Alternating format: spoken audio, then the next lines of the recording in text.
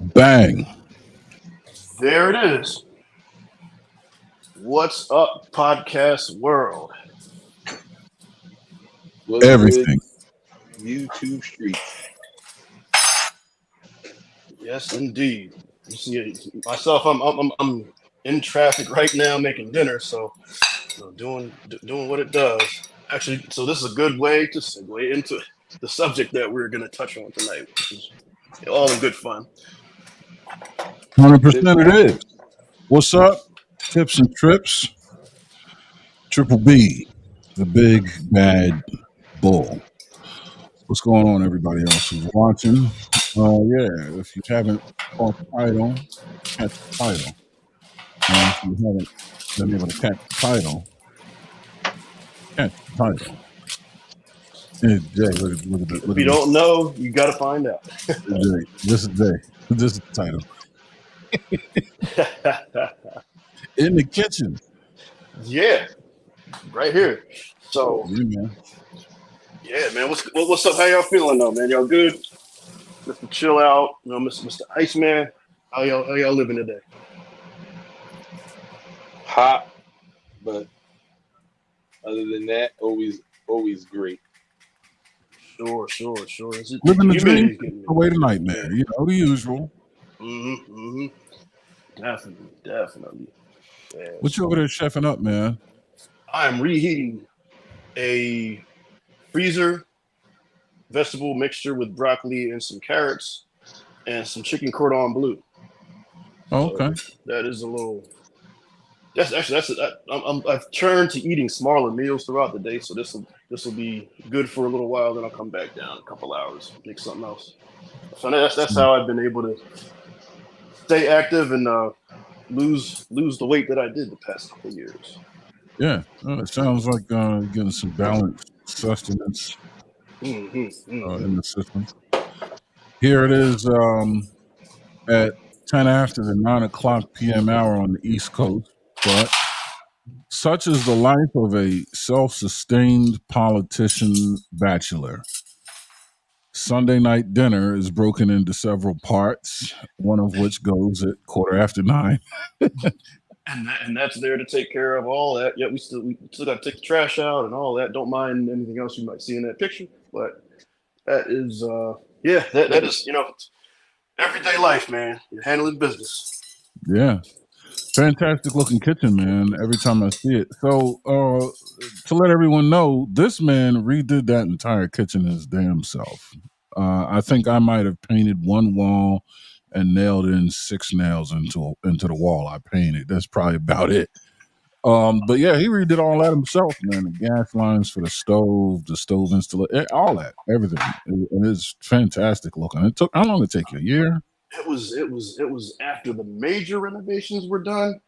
This project took me around 6 months. Actually, it's, Mm-hmm. it's still not completely done yet, but the major Mm-hmm. the major stuff is. It's just you have to cross some T's and dot some I's here and there. But one of these days we'll do a show to walk through all that stuff. Yeah. 'Cause actually, this upcoming Wednesday, we'll definitely revisit this literally as we will today like it was in the description. Tonight is the night to talk about it. Wednesday is the day to show you how everything is done. So Yeah. Because I don't think anyone really knows. doesn't But seem yeah, like it. nicely done on the kitchen, man. And just Thank so you. everyone knows, he took that shit down to the bare wood, down to the rafters. I mean, you could look down at the floor and see the basement, look upstairs and see, the guest room or whatever. That was He great. took it down to the frame, started all over. So nicely done, man. Looks great. Thank you. I appreciate all your help and the recognition for that. But yeah, Yeah, man. Easy peasy. And and nice then color choices too, man. You got an eye for interior design. thank you. It's Max is dope. one of the things I had in mind when I was doing all of this was just the kitchen, a place of peace and tranquility. That's Mhm. that's actually right here is where you see me standing is where I spend a lot of my time. If you Yeah, follow me on Instagram, you'll see a lot of my pictures come from that place right there where I put the plates and I cook. So this is where you spend a lot of time. You might as well make it peaceful and make it yours. yeah. No, indeed, man. Indeed. But let's step out for 1 second. Pop this in the form real quick. But I'm For sure. still here. Mr. Chill Out, what's up, big dog? What's going on in your neck of the world? Oh man, just another day behind the sewing machine, doing what I do, manufacturing these clothes on my clothing brand, Hood Things underscore United on Instagram. DM me, follow me. I do the 1v1. Here it goes right here. Another one of my pieces. Uh, Working hard, uh, and never a dull moment. Other than that, today was my day to stay out the kitchen, luckily. So that's a blessing. It was not my turn of the stove duties. Mm, Yeah. cleaning it off, huh? Yeah, roasted chicken, mac and cheese, and some biscuits. It was a simple day, but it wasn't on me today. Uh, Yeah. Always a good break to stay away from the fire when you can.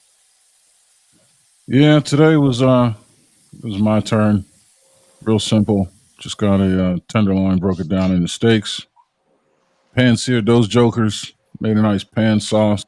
Went over the top of the pan with a little wine, little stock, little cream. Let that reduce down. Did a Brussels sprouts cooked in bacon, lardons, and did have some jasmine rice. Keep it real simple. Carbohydrate side of the house. So just a nice little summer steakhouse hookup. Just some crispy Brussels and a good loin broken down. Nice cream sauce, nice and easy, quick. Everybody loved it.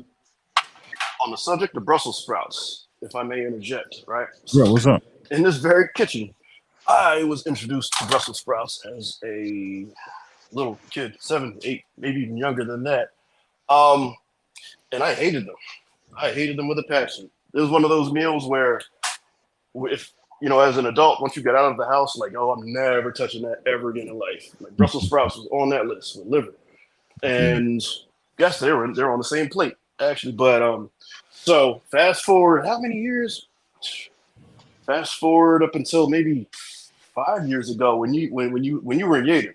It was Whitby Hall, and when you made the duck Mm. fat Brussels sprouts. Hmm. That changed my whole perspective. I actually started eating them again, as long as they're made like that, which Hmm. not many are, but I did find a few. Yeah, yeah. You got to get a nice, rich, savory fat to cook them in. Butter, bacon fat, duck fat works just fine. Be generous with the salt if you want to go in there with some garlic. You can be careful not to burn it. Just get some really nice color on the Brussels sprouts, without turning them into mush. Let them maintain an al dente consistency, nice toothsomeness, not raw, but not baby food, but jack up the heat. Get some color on them. Get them nice and brown, cut them in half, cut side down, nice and brown. And your savory, whatever fat you want to, even olive oil if you're vegetarian, vegan, whatever, a nice green, rich olive oil, and just beat the shit out of them real fast, and you're done. Nice finishing salt, pink Himalayan salt, some volcanic black salt. That's it. That's it. That's all you need. They're really beautiful. My wife, just bacon, bacon, bacon. Yeah, yeah, yeah. I did. We were heathens tonight. I had to, She brought home this really beautiful applewood smoked thick cut bake. See, she speaks to my culinary animal. Oh man, When she brought that home, I immediately got a knife, made some lardons. You know what I mean? Rendered that down and got to them sprouts. Yeah, no, they ended up beautiful. Actually, hold on, I'll be right back. Almond Eyes, what's up, baby girl? Harmonize, how are you? Stick around. You might want to oh, hit the see, panel. We about to come at y'all neck with this cooking shit. We about to start a fire. I Girl. can't see the comments. Yeah, once I sit down, I'll be paying attention to them. But thank Yeah, you to Everyone's just everybody who saying hi. commented, joined us. Appreciate y'all. Thank you. Hello. Hope y'all night is going as smooth as mine is right now. Everyone's saying hi. Just shoot nothing. Nothing in the fire yet. I'm sure we'll get there sooner than later. Nah. Oh, you know what? And speaking of, while we're on the subject of food, where's the hold on, turn the light on. So I know. So first thing when I advertised for this show, I put Paris, France, because I know a lot of those pictures were from Paris, France. But I still have. I know you remember these. I don't know if you tell these right here. Aaron, explain what these are. Wait. Oh, okay. I still got some of these left, and we're gonna have one on Wednesday. Actually, now I think about it. They are the jarred result of a pilgrimage to. So I did a food and wine tour of the country of France, particularly through the Bourguignon region, Champagne. It started in Champagne. You know what? All right, you want to do that? We can do that. Fuck it. We're gonna show off early, huh? Let me. I'll share the screen. Before we get into that, though, we're gonna host a cooking show this coming Wednesday. So if you haven't read in the description, we're all supreme level foodie. All right.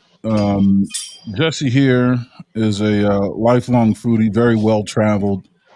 Avid watcher of all the Food Network shows, and then it goes up from there. Mr. Phil out here worked in the restaurant industry, pretty much started from the bottom. Now we're here, type shit. You know what I mean? Did it the hard way, got it out the mud. Just stayed on the line, just learned through blood, sweat, and tears. And I did it the classic way. Went to a premiership culinary arts school for 4 years, got a degree out of it. Trained under Michelin Star chefs. Got into the restaurant biz, worked in fine dining for a little while, and now we have a as yet dormant but very capable and successful high-end catering company called Well Made Catering. We specialize in small, huge catering, needs and stuff like that. So this Wednesday we're going to do a show, and we're going to go back to basics with cooking, and really start to teach people how to cook, like for real, not this shit that people think they know, not what they try to emulate off the television, and not what they think their grandmother told them. No, we're going to show you how to actually cook, not burn. Speaking of, you don't deep fry sirloin, folks. You do not deep fry sirloin yeah, steak. yeah, don't do that. Do not put a ribeye in an oven for like 8 hours. I mean, unless it's a whole rib roast and you're making a standing rack or prime rib. But don't take a ribeye steak, put it in the oven with onions. Talking about it's a smothered steak, and you put it in there for an hour and a half. No. Salt and pepper both sides. Get a hot ass grill or pan. 2 minutes, 3 minutes, 4 minutes on each side, depending on the thickness. Pull it out, let it sit for 10, and then get into it. Don't be an idiot. But this Wednesday, we're going to get into some vegetables. And since we're talking about Brussels sprouts, gentlemen, check out the signs of these things. When I say the sign, all right, this is a Samsung Galaxy S23 Ultra. Similar side by side. Look at that! Wow. Those are the size of like golf balls, at least. Or... Yeah. They're bigger than golf balls. Yep. But and the result of tonight's dinner, as you can see. Oh, I recognize that very well. Yeah. That's exactly how I had them that night. Yeah, and that's how you guys got to do it. You want to get some nice color on them. It's that simple, and they come out really delicious. So, anyway, set that over here for now. So Jesse pulls out these jars of mustard, right? And let me see if I can go. And he's always been the trouble starter, and he knows he's starting it. Oh yeah, well you kicked this one off. I didn't. This I kind of did, yeah. This food thing, it was like a chef rage that you went into, man. You saw something. Did. I don't know what you saw, but man, geez. I know what I saw. I was in the Discord. I'm gonna be honest. I was in the Discord, and DJ Hamps, this might be risky. Discord had a hashtag food, and that was it. And I clicked. And I'm scrolling through some of the images that people put, some of the pictures, and I love you all. You know I do. We're family. But I'm looking at these pictures, and I'm looking at some of these comments, and I'm like, fuck no. Not on my watch. No. I'll leave it at that. No, sir, no, ma'am. You people. No. But that's okay because you're a family. We're gonna get you spun up today. Trust me. We're gonna Right. get you taken care of. Don't you We're not worry. gonna we're not gonna bring you down. We're gonna No, pull we're you gonna up. bring you up. There We're you gonna bring go. you up. Yeah, That's we're what gonna, we we're do gonna, over here at the War Report. Hmm. we are gonna take good care of you. Yeah. So bear with me while I um queue up the happenings. All right. So um let's do it. Let's get right into it. Let's Um go. present, share screen. As he's looking, I need the chat to know and everybody watching. This is a food of love thing. We do this for real. We're not trying to stomp out anybody. We are really trying to help you because we love to really cook. It's one of those things that we gather around and do. We love Yeah. to cook. Yes, so, all everything said that might have been biting in the post or whatever. Those are all jokes, obviously. No, We we'll don't need get any of you that by right. heart. Sure, We'll sure. get you Listen, right. like I said, we build people up. We don't tear them down here, man. Yeah. But you strung a chord in the Iceman.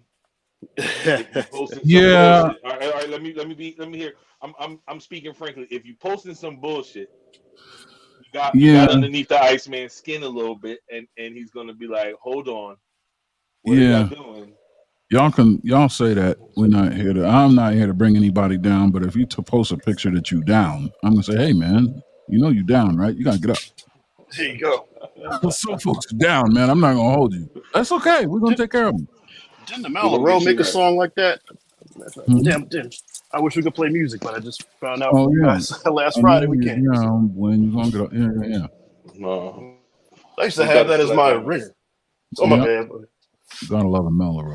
Oh, you gonna take So me here we down are. memory lane with these picks here, brother? I know, man. Oh yeah. Jesse, blame him. Mm. So here we are. Some friends. So we did this culinary tour. Here we are in the airport. Blah blah blah. All right. So let's get to the food. So this is the chapel essentially where Dom Perignon is his remains are. His remains are in this. So Dom Perignon is a monk that discovered champagne. He was making white wine, added sugar to sweeten it or to increase the alcohol content of the wine. Added yeast as well because, as you know, sugar is eaten by yeast to create alcohol, but they also fart gas, CO2. And when he got to it, it wasn't degassed. There was a lot of CO2 in there. He says, this shit's good. It's like soda wine. And so now we have champagne. So this is the actual Champagne region of France. If you have something that is sparkly and it's a wine, you can't call it champagne unless it comes from this region. And I'm not saying take the grapes from this region and then make a beverage somewhere else. No, the beverage has to be made from grapes of this region. The beverage has to be made within a couple of miles of this hotel. As you can see, there's a vineyard out here right outside our hotel. These are champagne grapes. This is the Champagne region. And right over a hill off to the left of that picture is this chapel where it's going to be in French anyway. But anyway, Can I ask a question real quick? Just yeah, go ahead. as you were going. Sorry, not to interrupt, but um, sparkling wine or what is it? What is the term? What's the generic term? Since you can't call what that is champagne, but other people make it and sell it anyway. Would that be considered sparkling wine, or That is what correct. would that be? Sparkling wine. Okay, If it's a wine not of this region and it has gas, it's simply sparkling wine. and it cannot be labeled champagne. Unless it comes from the grapes and the beverage made from the grapes must come from within a couple of miles of this very church to The really be more called you know. champagne. Now, what you will see is you'll see sparkling wines with something called method champenoise, which means it's made in the champagne method, or they use the method, right, which is a very distinct and very proprietary method as well. I'm going to save you that lesson for when we do a wine show. But I think it says here something about. Anyway, so if you notice this woman's face, you'll see a very attractive older lady coming to the shot. I want you to remember her face. Her name is Esther McManus. This lady right here, right? She'll come up in the conversation later. So this was at a restaurant in Champaign. Chef came out. did his thing. That's the chef right there, chef and owner. He goes back to his name is Bernard Accio. He goes back to like the Escoffier way of doing things, very old world. This lady to the very left of the picture with the pearls, that's Esther McManus. Again, you'll see her come up in several times. This is a book he wrote, along with a couple of other chefs in the region. Recette de terroir, which is the terroir is pretty much the land that the grapes grow from, and it's like the story of the land or whatever the case is. A lot of recipes in there. It's a great book. Is there, if there's sorry, Right. the question just come as you're talking, as you're speaking. Does Perrier, like Perrier, that the sparkling water, does that have anything to do with anything that you just mentioned? The name No. sounds similar. That's why I asked. Yeah, no. Perrier, it's just a French sparkling water. Just a bougie sounding name, Yeah. but it's made here. Okay, gotcha. Well, I don't know where it's made, but it has nothing to do with champagne. I mean, maybe it Okay. is made in France. Gotcha. Just so you know, geographically, this was after dinner. This picture, we were going for some espressos after dinner, and some like aperitifs, digestifs, Campari shots and stuff like that. This was taken at like 10 o'clock at night, 9:30, 10 o'clock at night. Actually, Wow. at this very same time, actually, in the All right. evening, and this is what the sky looked like. Yeah, it's nuts. So that must be on the same plane as Canada. When I went to Alberta, Canada, Yeah, it was towards the top of Alberta too. It was Yeah. about. It looked where you're at now. It looked about the Mhm. same. So it must be on the same longitudinal. yeah. Latitude. Yeah. I get those mixed up. Latitude, longitude. Latitude is Line of the latitude. Yeah. yes. Latitude runs east and west. Longitude runs north and south. So it must be on the same latitudinal plane, Yeah. man. Because it looks the exact same, man. If it's right now too, yeah, it's awesome. Yeah, it was about 9:30 at night when we took this picture. This was after dinner. I mean, you can see a lot of people are up still. The cafes and stuff. This is one of the lots of tapas in France. So here we are now. This is about 10:15 back at the hotel. Yeah, there's the vineyard out there, and then hopefully in the shot, back up over back in this beyond this tree is where over these hills is where the church would be, where what's the name was buried, Dom Perignon. I don't know. We were drinking something. Don't remember.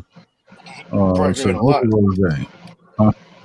So probably drinking a lot of things. I know I would be. Oh, we were fucked up this whole trip, man. You can hold on one second. Yes, please do. Thank you. Yeah. We were wasted the entire time. Yeah, myself, Miss Lori. Yeah, cool. No problem. Thank you. Appreciate it. These are like a poached pears in a local red wine. Very delicious. That's actually very easy. If you get a pear, literally get like port wine, which is a fortified sweet red wine. Don't get Taylor's port. I will come find you and hurt you. Get a nice port. Or just get red wine, reduce it, add sugar, and then pretty much boil a pear in it. Not until it falls apart, but until it's soft. And then serve it with berries or whipped cream. And it is the most decadent dessert. They will think you're a Michelin star chef. All you did was boil a piece of fruit and some wine with extra sugar. Literally it. Sounds a lot like Bananas Foster, but only with like a rum or a cognac. It is. This is beef bourguignon, one of my favorite dishes. Yeah. Oh exactly. yeah, we got to do the Master Chef story, the New York trip. That'll be later on in the show. But I remember you made that for that trip. Yeah, this very dish. Yep. I'll see if I can find the pictures while we're doing that too. Yeah. As a matter of fact, in the comment here it says, "Hi, this reminds me of the Master Chef auditions in New York." So yeah, I did audition for Gordon Ramsay's Master Chef. We didn't go all the way. I didn't really expect to. Kind of didn't want to be honest with you. TV ain't my thing, but they definitely respected the technique and loved the cooking. I had nothing but high marks on the cooking. Shout out to Ty Meach. Well, I don't know if she's listening, but shout out to Ty. Oh, that's the day we met her. The That's Bronx. right. Yeah. Right. Yeah. I hope she real does shining star up there. Yeah, Ty, what's going on, baby girl? If you're seeing this, we miss you. We gotta link up again. So anyway, these are escargot, snails. Did you cook? Did you cook? Fantastic. Did you cook those, or you just had? No, You no, just we just ate. This was okay. we're just getting there. Mm. This is, I think, night 2, so we didn't really put on any aprons, nor did we want to. We're just getting Oh, drunk, fucking just shit up. wanted to eat, And get it's jet drunk, lag. and We're 8 hours off the schedule, and stepping you into know, a whole new country. Yeah, sure. yeah, it's 10 o'clock at day in the daytime at night, and all, so we're just eating, drink, have fun. Until you get the itis Um, and pass out for a while. yeah, exactly. And that's how you eliminate jet lag, folks. You heard it Yeah. here first. So this was there was a Bourgognian white wine that these were cooked in, and local butter, shallots, garlic. That's it. Mediterranean sea salt, cooked just till tender, left in the shell. Delish. Served with a Bourgognian white that they were cooked in. Lovely appetizer. Um, I don't know. Another time, this was like maybe another day. I did quiche Lorraine, which is one of my favorite things to make. This was a potato and bacon quiche Lorraine for lunch. It was good. Gruyere cheese. Something very easy to make. I can, one day we'll do a show and I'll show people how to do that. Make a homemade crust.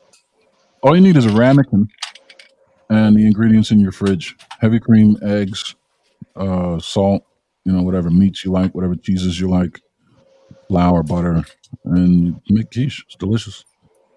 I have a quick Um, Ramekin story later on in the story, but Ramekin VIP Lounge. We'll have to revisit that too. But yeah, actually, let's write these down because we're going to forget. yeah. Oh, you know it. You know it. But I just don't want I to hate interrupt your narrating. But Yeah, well, you brought me here. But yeah, no, my history is peppered with marijuana, so my memory is all but fucked. marijuana, what's that?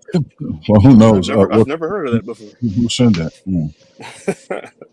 Are you talking about Brussels sprouts? I Yeah, think so. Yeah, that's what that is. yeah, The they're no broccoli. good for your memory. Stay away from that stuff. So all right, so we said we're going to talk about ramekins. What else? I remember. Lorraine? Was it Huh? Lorraine? Was it the lady? Quiche. What was Yeah, her we're name? going to let's do Re- a quiche episode. was revisiting ramekins, and there's one other thing I can't remember now. Yeah, that's good. Good to have. I write things down all the time too, man. Yeah, see, we're going to write it down because we forget what we're doing. You said the elder lady. We'll get back to her. Oh, Esther Oh yeah, McMahon. Yeah, Yeah. Esther. Yeah, that's big. Esther McManus. Yeah, she's actually huge. That's what Um, that was. Yeah. yeah. So, That's why there's three of us. That's why there's three of us. yeah, See how because that one of us No. works. is useless. So lunch companions. We go.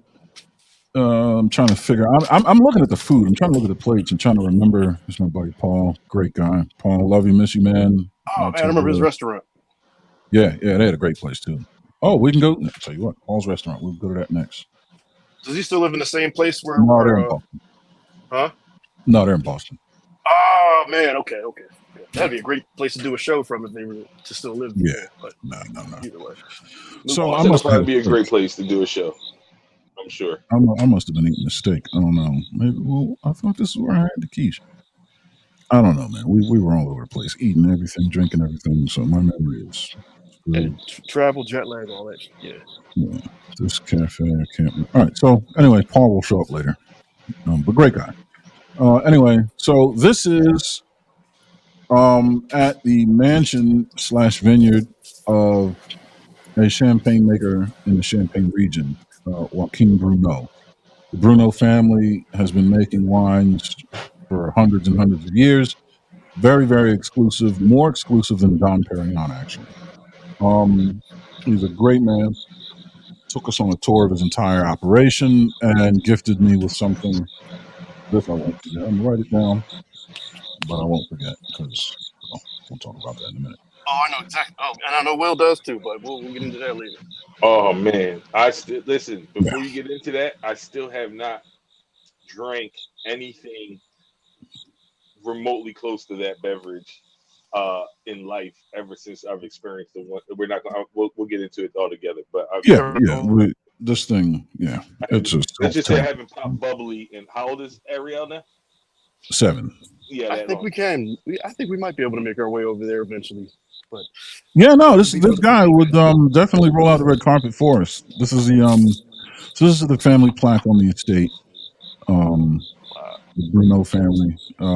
This is his The seller. private collection. Yeah, Mm. this is private cellar right under the mansion. This is him showing us how they handle bottles to pretty much look for sediment, and when they turn bottles, it's a whole process. So, and if he uses modern day lighting to candle bottles, he doesn't candle them the old way anymore, but it makes his operation more efficient that way. But um, he was nice enough to pour us a glass of his finest in one of his proprietary glasses. So this particular town, if you're ever in France, it's called Dizy, Dizy, and it's in the Champagne region of France. It is the town where I think Moon, Moet, GH Moon, Moet and Chandon, and Dom Perignon are all on the border of DZ in the Champagne region of France. Those are Um, the biggest names in Champagne that I can the three think of. biggest ones, yeah, Moon, Moet, and Dom are the biggest and oldest names. So all of these hills that you're seeing are all, Champagne vineyards. Very, very expensive real estate. I mean, you can't buy an inch out here at all. I don't care if you had $1 million. And it's all in the family. So this is myself and the proprietor. So what we were talking about earlier, in my hand is a gift. Out of his private collection, this is one of his 10 best bottles of wine. This bottle of champagne, if it were to retail, which it isn't, it's pretty much priceless. But if it were to retail, it'd go for about $20,000 to $30,000 at the time. And this is 425 weeks ago, so that's what 2016. Yeah, at the time, this would have been a $20,000 to $30,000, and that's a speculative price, right? It's just simply not on the market. It's one of a very limited collection. It was a 2007 vintage, meaning it was a very good year. It was a very dry year for him and his grapes. And I think he made that wine the following year. Usually they make the wine that year, but he had saved the juice because it was such a good year. And the following year was a very rainy year, which makes for poor wine. So he made sure to save some juice and he folded it into his next vintage to improve the quality, but he kept some of the original juice from the 2007 crop to keep is pretty much his purest best. So in his life, it's the best that he can produce, right? It's the proprietor's reserve, so to speak. And of course, he has some from the 70s that his father did, and from the 50s that his grandfather, going back, and they're all in the cellar. But this is the best he's produced so far in his life. Great family, lovely kids, wife, amazing people. This is Oh, one of can I, yeah. sorry. Can I just pause you 1 second because I'm getting strong armed by somebody here.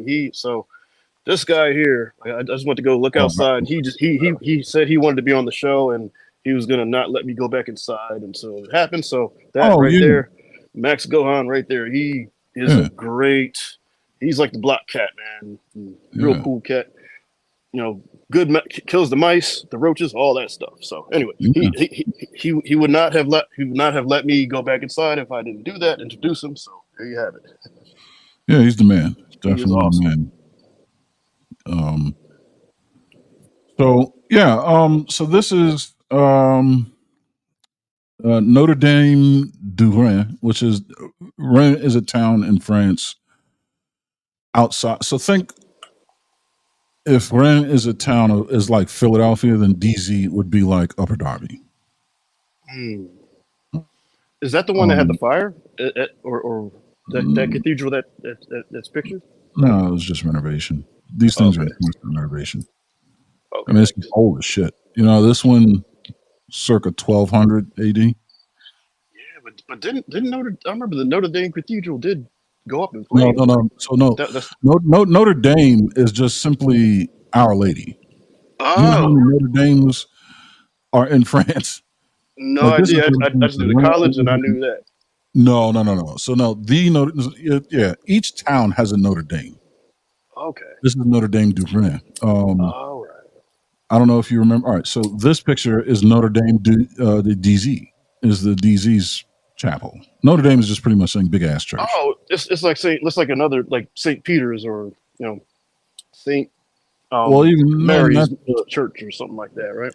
yeah, but they honor a specific patron saints. This doesn't even do that. This is Hmm. Notre Dame is just saying it's like saying chapel or big ass church. Got you. Yeah, Notre Got you. Dame doesn't even really honor a specific, you know. Here's the other side of it. Yeah, this wasn't a fire. This was just renovation. That's a dope Um, video. yeah, and this is the inside. Huge, man. When I say huge, massive. Wow. Wow. You know what? Have you ever been to the Basilica in Philly off of JFK Yeah. Boulevard? Mhm. It looks like, but that makes that look like Sesame Street. The Yeah. picture Yeah. that I'm seeing here. Wow. And these videos, I mean, I can't even like you see how small people are, like the size of the sheer size. It's insane. And I the can't believe detail, I couldn't imagine. it. It's wild. Do you think the same? Do you think the same architect designed the Basilica here in Philly is the same one that designed that one? It No, looked very similar, but I no. guess it was probably a standard way to do that. Yeah, Makes sense. Gothic architecture is yeah, there's so many around. Yeah, there's no way. I mean, maybe, but I would be very surprised if it were. Um, the architects and the Gothic period is so large. I mean, God. couple hundred years, and then it's all over. It's in Italy, and it's in France, it's in Romania, it's in you know what I mean, and even here in Philadelphia. When that church was built, it was 1200 A.D. There was nothing in Philadelphia but Native Americans running around, you know. So when that church was built in Philly, I mean, these Europeans weren't here for another 300-400 years after that, you know. That was Um, built in Philly is probably the newest one out of out of all that, yeah, that style of building. yeah. This would predate that, yeah, by at least Don't pass over those 2 5 years. dishes. Those are the avocado dish, and I think Yeah, it's we're getting there. We're okay. getting there. No, I'm not. I'm not gonna pass on. We're getting there. Um, Ferrari Hey, Testarossa, there yeah, you go. Ha walking around and you know this was actually in bad shape. The Ferrari I got was in much better shape than this. We'll get into that in a minute. ha. But it was an old Testarossa. I said, "Fuck it, get a picture." Um, the China. This really struck me. How beautiful the the flatware, and the China, and everything. The attention to detail around food is just insane. Mhm. Um, just more French real estate, back roads, back country, hanging out. Just this place is amazing. It's like a not a. It's like it's a restaurant. It's like think English pub except France. France hole in the wall. Yeah, Oops. but this is also Bourguignon region, so like the drinks, it's insane. I can't explain it. What I'll say Premiere. is, I'm looking at this. It looks a lot like when those drunken nights when I was in Rota, Spain. Looked a Yeah, lot like that, and yeah, Desti Romano and Sardinia, Italy. Like that yeah. looks exactly like the buildings Well, that those locations were only a in that couple era. miles, couple hundred miles away from here. Oh yeah, I mean, definitely. we were only north of, um, let's say, Monte Carlo by a couple hundred miles, and that's dead in the middle of. I mean, you go one direction, you get Rota, Spain. The other direction, you get Sicily. You know. Hmm. So I mean, yeah, if you could draw a big triangle from this place to those places and go right past Monte Carlo, Monaco, you know, we're not too far.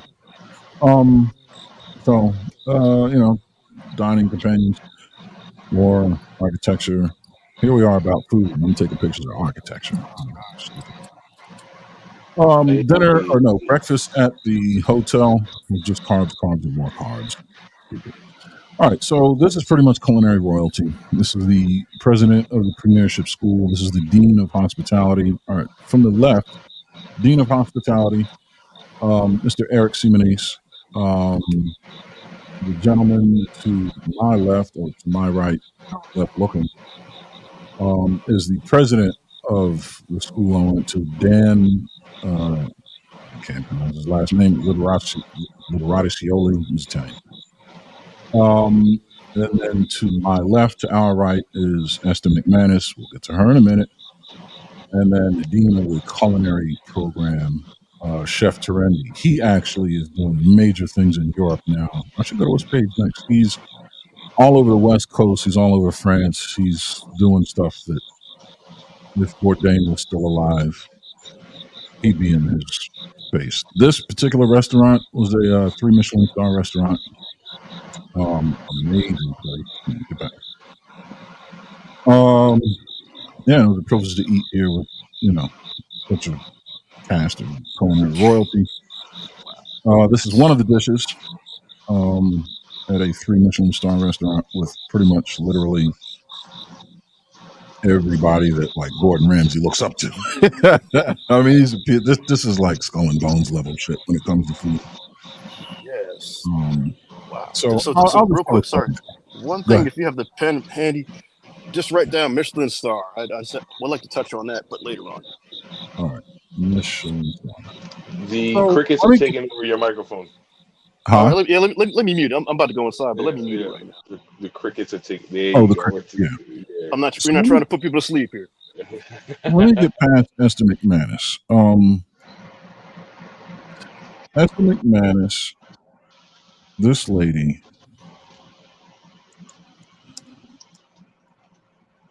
So there is a bakery here in Philadelphia called Le Bus Restaurant. It's a bakery, and it's a very legendary bakery. This lady is pretty much the croissant lady of the world. All right, she is the master croissant maker. This is her teaching Julia Child how to make croissant. Oh shit!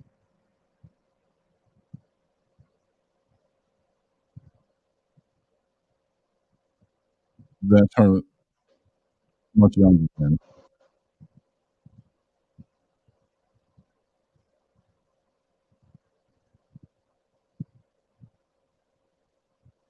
This lady is teaching Julia Child how to make fucking croissant. Just to let you know who this lady is. Um, And she's looking at her intensely. Julia Child is there to learn. She's make no mistake. She Yeah, knows her role. she is looking at her intense. Every move is. Yeah, trying to find it better. Yeah, because this is so old.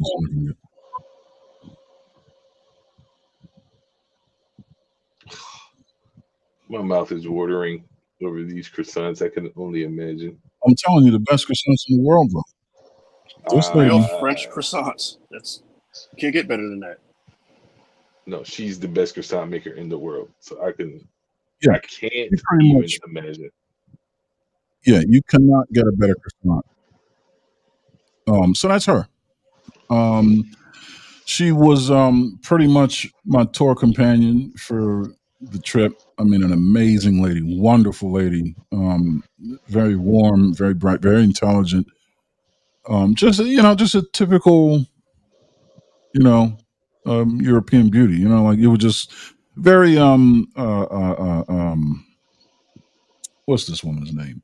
The Italian actress used to ride around in convertibles. Monica Bellucci. No, Ooh, older, man. 50s, man, 40s, 50s. Italian. Yeah. What's her name? Anyway, it'll come to me. But she's just an amazing person to tour with. She's just fantastic. Taught me a lot. Um, so here's that damn Ferrari. This is a car episode. We'll get into this another time. That's a Yeah. car show. That is for the car show, definitely. Yeah, that's for the car show. Yeah, Lamborghini, Ferrari. We'll get into that later. So here we are. If you can look in the background, there's the Eiffel Tower right beyond the bus. Oh yeah. Yep. Right. You can barely So see this it. seafood tower that you see in front of us on this table was like $500 or some dumb shit. It was pretty much everything that's good in the Mediterranean Sea. Mm. It's like the dumbest, and it's all raw. It's like they pulled it out, took it out of the shell, stuck it on this tower full of ice, dressed it with lemons. It was like, here you go. You have any money? Yeah, we do. What How much you all? want? And What they were all French like, was in there? sushi. everything: whelks, clams, not mussels, scallops, oysters, several different kinds of crab, lobster. Um, 90% of it was raw. If you couldn't eat it raw, it was gently steamed in white wine, served with drawn butter. But abalone, um, I mean, everything, Just like the everything the Mediterranean Sea. The frutti di mare, the fruit of the sea. just think of it, just Mm. straight from the Mediterranean Sea, prepared by the country that has arguably the most delicate cooking style out there. I couldn't imagine how that Yeah, must that taste. that Oh shit was man, pulled out of the Mediterranean Sea while I was brushing my teeth that morning at the hotel. This is dinner. wow, Yeah, that. it was amazing. We definitely enjoyed. This is us outside of the Petit Palais. Um, there's a damn Ferrari again. I will say this: I ended up doing 140 miles an hour through the very tunnel that Princess Diane died in. Fucking prick I am, but whatever. Moving right along. Here's that seafood thing, and we had been eating from it. Mm.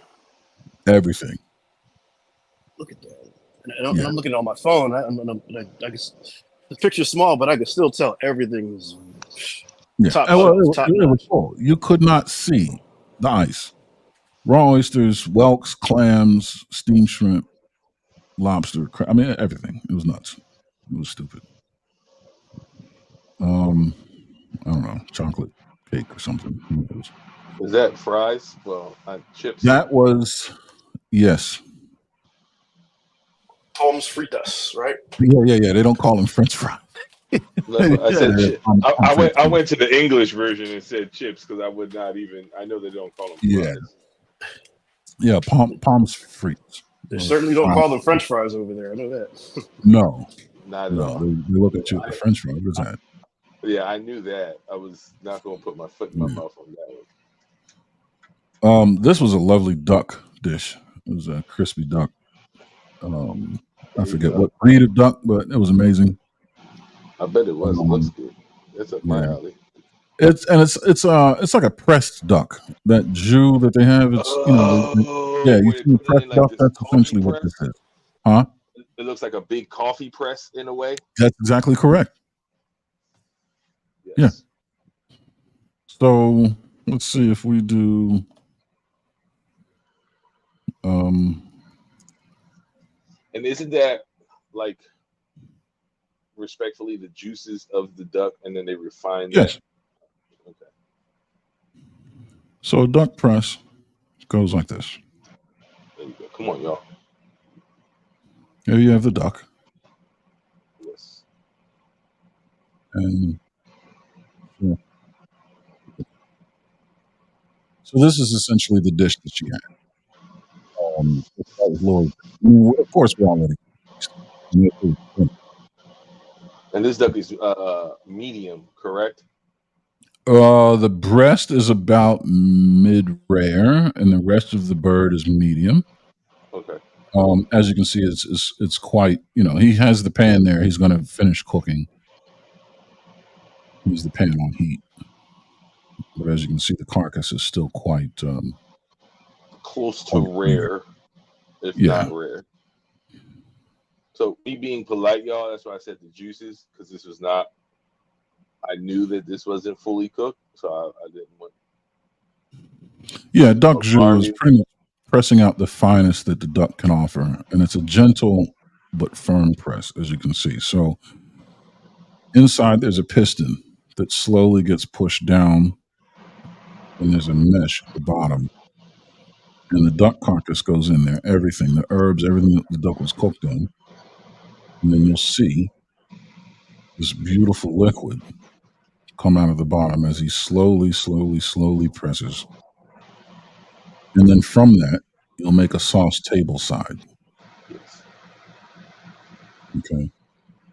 Let them And know, bro. then you'll finish the duck table side along with the sauce. Here he is making the sauce table side, and you would use a nice cognac a little bit at a time, so as to reduce it but not impart any bitter flavor. And then you can plate it however you want. They wanted to maintain the crispiness of the skin, so they served the jus separately when we ate. But he's plating it, he's saucing it table side, and that's what you have. I mean, there's different ways to cut it, but there you go. There's a lovely quiche. So that's French essentially that. baguette. That's a nice French Yeah, baguette right there. Yeah, beautiful. Yeah, yeah. yeah. You're always gonna have that. Do you think you could Um, find that at Park in Philly? no, No, because I'm looking at it like, man, That I would got to be get that no, like tomorrow. no. We can. If you want to get pressed duck in Philly, you would have to go to La Croix. I've not heard of that. LaCroix. It's in Rittenhouse Square. It's in the first floor of the Rittenhouse. That's spelled what Croix, right? Or Yeah. something close to that. I have seen that. I'm sorry, I've seen that before. That restaurant. Never been So though. not the yeah, soda, this y'all. Not the soda. menu. So this is La Croix at the Rittenhouse. It's on the Oh, okay. first floor of the Rittenhouse. This is their. All right. So let's look at their dinner menu. What's up, Vet What Life What was 81? that? Oh shit! Vent life in the building. No, I'm not seeing pressed duck. Nope, can't get it. And they're doing Ah, a rabbit terrine with sauce supreme and black truffle. They're doing potato and squash spring onion soup with ramp sabayon. They're doing sea bass with haricot vert, onion tart, and sauce jacqueline. Um, blanquette de poulet with morel, française, asparagus, and savarine. And they're not doing pressed duck. They're doing a rougette à la Paul Bocuse, no pressed duck. So I don't know. was Next that year, caviar? What was the caviar sitting on? that was Ocetra caviar. Sitting on what was it? Who knows? I didn't look. Okay. That's Ocetra on. I don't know. Good question. Was that orzo? No, no, that would be Let's see. That would be.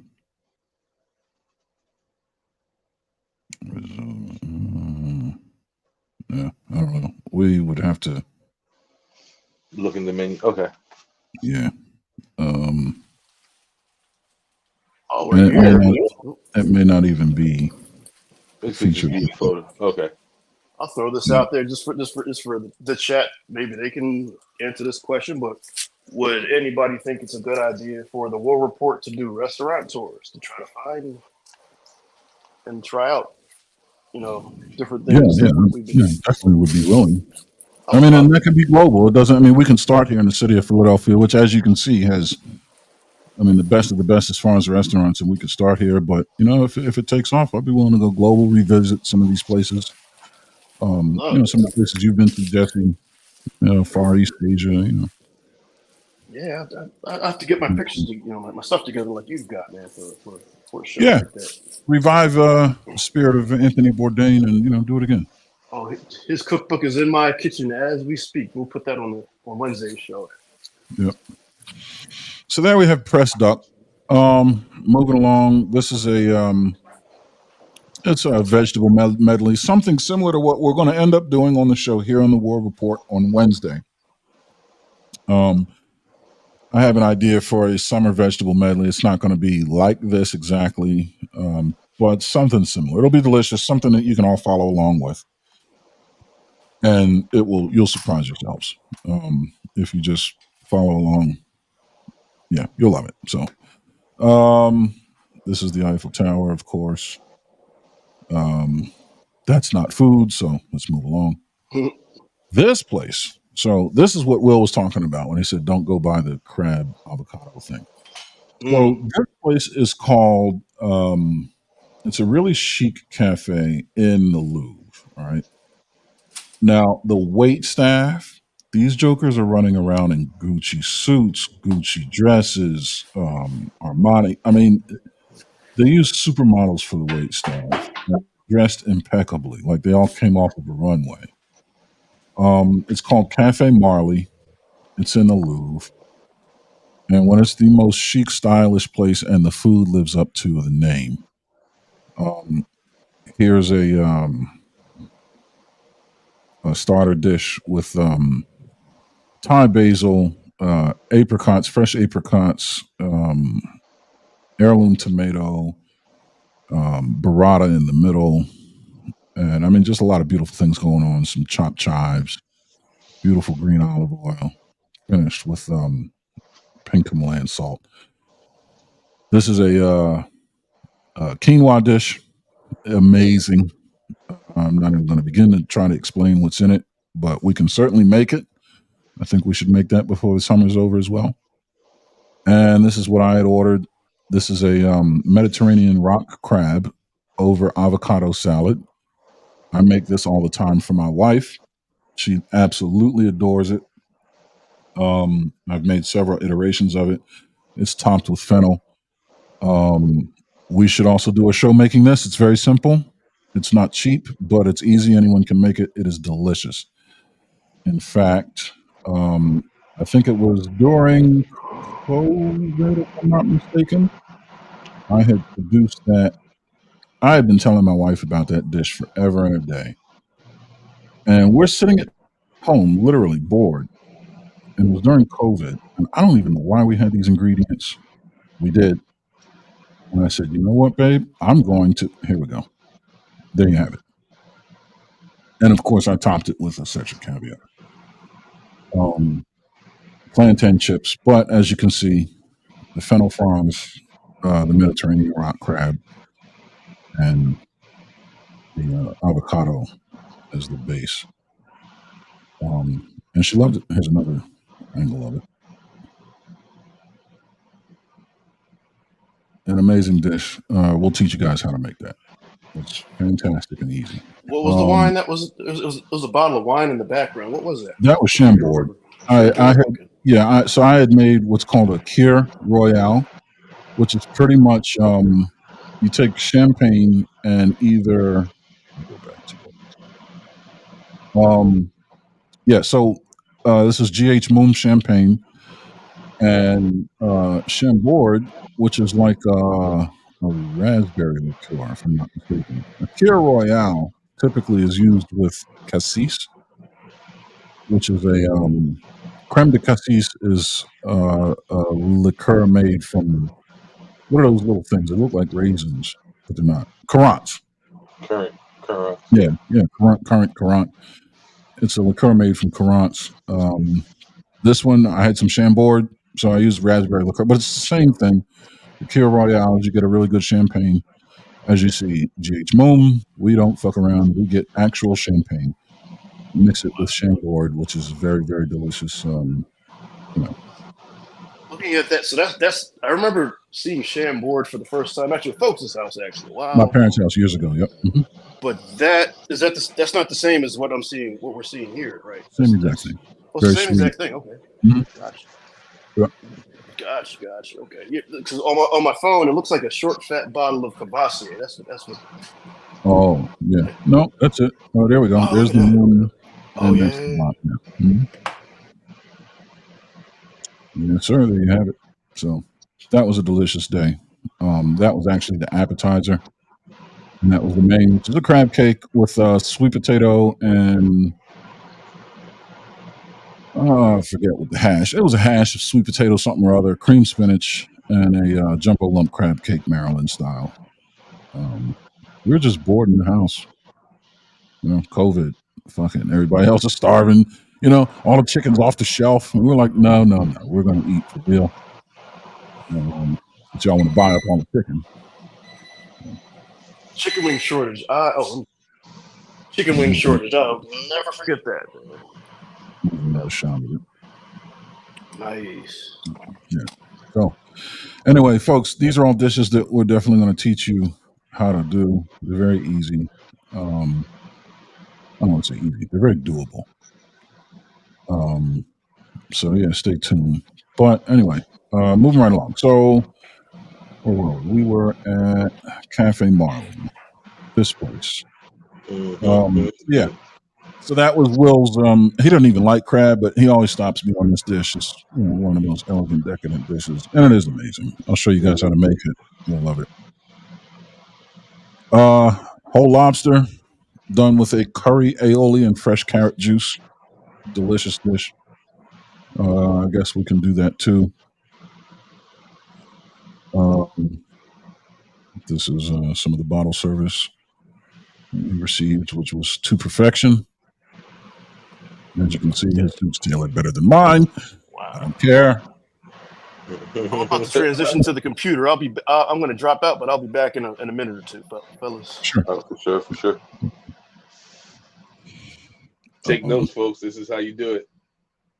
Yeah. I mean, this is really and as you can see, the wait staff, everyone is really look like they just walked off the runway. They're all beautiful in these high-end suits and dresses. But yeah, a nicely done, nicely chosen bottle, served properly. And we enjoyed, as you do. As you should. Yep. So, moving right along. These are our lunch companions. Myself and Mr. Garberson. This is the Louvre, the view from outside. So where we were sitting would essentially be in some of these arches, but behind us, right, there was these where we were sitting were the arches. It's further. Come on, keep going. It would be to the left over on the far side. Over in there is where we were back over in, it was where you eat. Anyway, that's not food, so moving right along.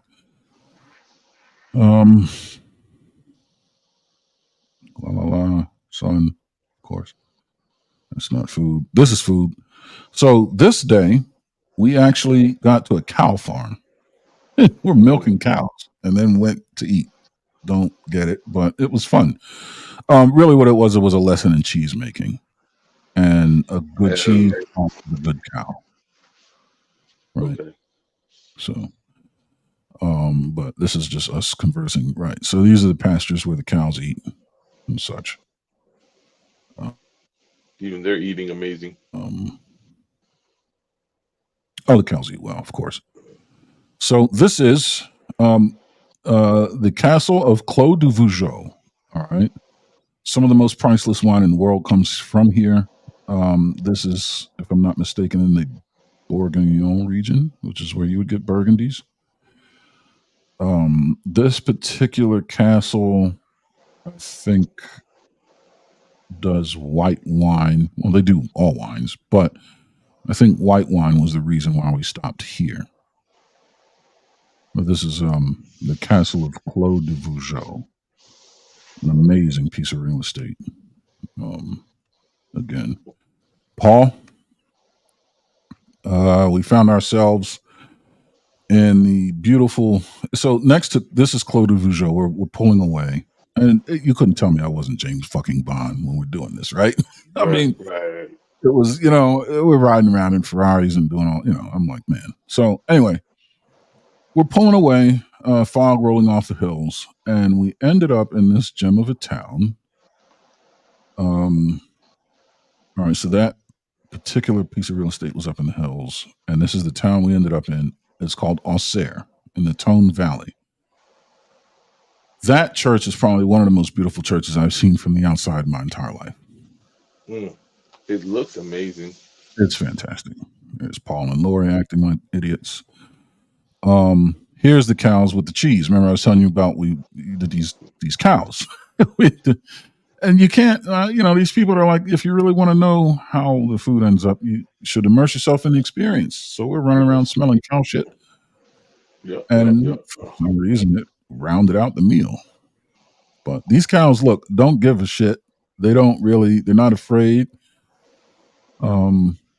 Here we are, suits, gowns, dresses in mud with cows. I mean, my shoes after this event were just about toast. Yeah. Like, Definitely came overdressed for the cows. Yeah, but they were very, they take care of you. They actually ask for your shoes. They have tailors on site and stuff, and they recondition your shoes. I'm like, come on, man. You got people out here in leather Armanis. I'm like, no. And before dinner, you freshen up. They take good care of you. So, and you wouldn't have known for 1 minute that we were out there with the cows at dinner. So now we had the rail. That's not food either. It's very tall though. Um, Here's that town of Auxerre. No, is this the Seine River? This is the Seine River. This isn't Auxerre. No, this is Auxerre. Yeah, no. What did I say? Marijuana? Yeah, stay away from Yeah. it. Um, I found a piano. Couldn't help myself. Kind of drew a crowd. Everybody's like, he's big. He's black, and he plays. That was Auxerre. That was a big ass arbor. Imagine getting married under that. Ooh, that's amazing. So here's another 3 Michelin star operation where we were able to get into the back and see how it's really done. Amazing production. I was floored. I couldn't be more. I was overwhelmed with gratitude. Very impressive. Yeah, for them to really take the time to, let us come in the back and check out their operation, and we learned a lot and we ate well. So moving right along. There's a tart that they did to perfection. Another one of the champagne houses, winemaker's mansion. Again, there's real estate. I couldn't even put a price tag on it. I don't think you can. This is a town called Beaune, Beaune, France. Another wine town. Bouchard, Ain, and Field is winemaker. And we pretty much stayed drunk the whole time. Wine from 1911. Oof. Yeah, priceless, man. Oof. But generous. I mean, they certainly will bring out the goods, and they'll clean the bottle off and let you get into it. What good is it sitting on the shelf if you can't enjoy what's in the bottle for real? Well, exactly, and that's kind of the way they go about it. It does no good on the shelf. So there's Lori and Paul looking like models, as always. There's more of France. There's more of Clos de Vougeot. Another. I think this is the Notre Dame that caught fire that Jesse was talking about. This was in Paris. Yeah. So in Auxerre, the village of Auxerre, Paul actually knew some people. He had developed a friendship with some restaurateurs years ago, and made arrangements. Told them we were coming. Lovely husband and wife. The place was called Petit Dumont. Edith is the restaurateur. Her husband is the chef, and they took great care of us. Very small, out of the way joint, and that was that. I think that's the end of the trip. So I come home and start cooking this. That was all. The Michelin Star got me all bent out of shape. So that was a study in. It was a pretty much deconstructed steak au poivre or steak Diane, where I just had garlic, mushrooms, mushroom caps, and filet mignon, but it was a deconstruction. Some lamb chops that I did, palms puree, batinettes of zucchini, and a rare roasted rack of Australian lamb. That was a plum tart with a creme de cassis reduction. That was a lovely number. That's wine, for those who don't know, right? Yeah, it's a fortified. Yeah, it's like a cordial. Let's like a educate them wine. as we go. Educate them as we go along. Yeah. I mean, this stuff will reappear. Oh, here's another church. I don't know. These churches all run together. This is Our Lady of some shit. This was this was that church in Auxerre. I said it was beautiful from the outside. This is that church. Let me tell you something. This church is not air conditioned, right? There's no vents. I swear it was 50 degrees in this church. Outside that day, it was 85. Mm, Like we got in here and could almost see our breath. that's beautiful. The masonry, that's how much insulation. I mean, it just keeps the temperature. You know, it had to be 60 realistically. And outside was like Comfortable. maybe 85. Wow. Yeah, it was nuts. But that's not food. Yeah, that was the flight from Philly to Paris. We flew direct. Um, that is at 38,000 feet above the Atlantic Ocean. This is up around Greenland, Iceland, up close to the polar cap. This is right about up here. We're about up here at that portion of the flight. So it was a good time. This is another 3 Michelin star establishment. Now, this place is 3 Michelin stars for its restaurant and hotel. This is just the grounds of it. Meticulously manicured, this place. One room to stay here in a night, I think was 3,500 for like cheap. Cheap in. Yeah, you can get a $12,000 a night suite, easy. That looks Yeah, great. more dinner. Yeah, that was a fillet of, I want to say, veal and a Mm, potato gnocchi. Delicious. Perfectly paired red wine. That was a Burgundy.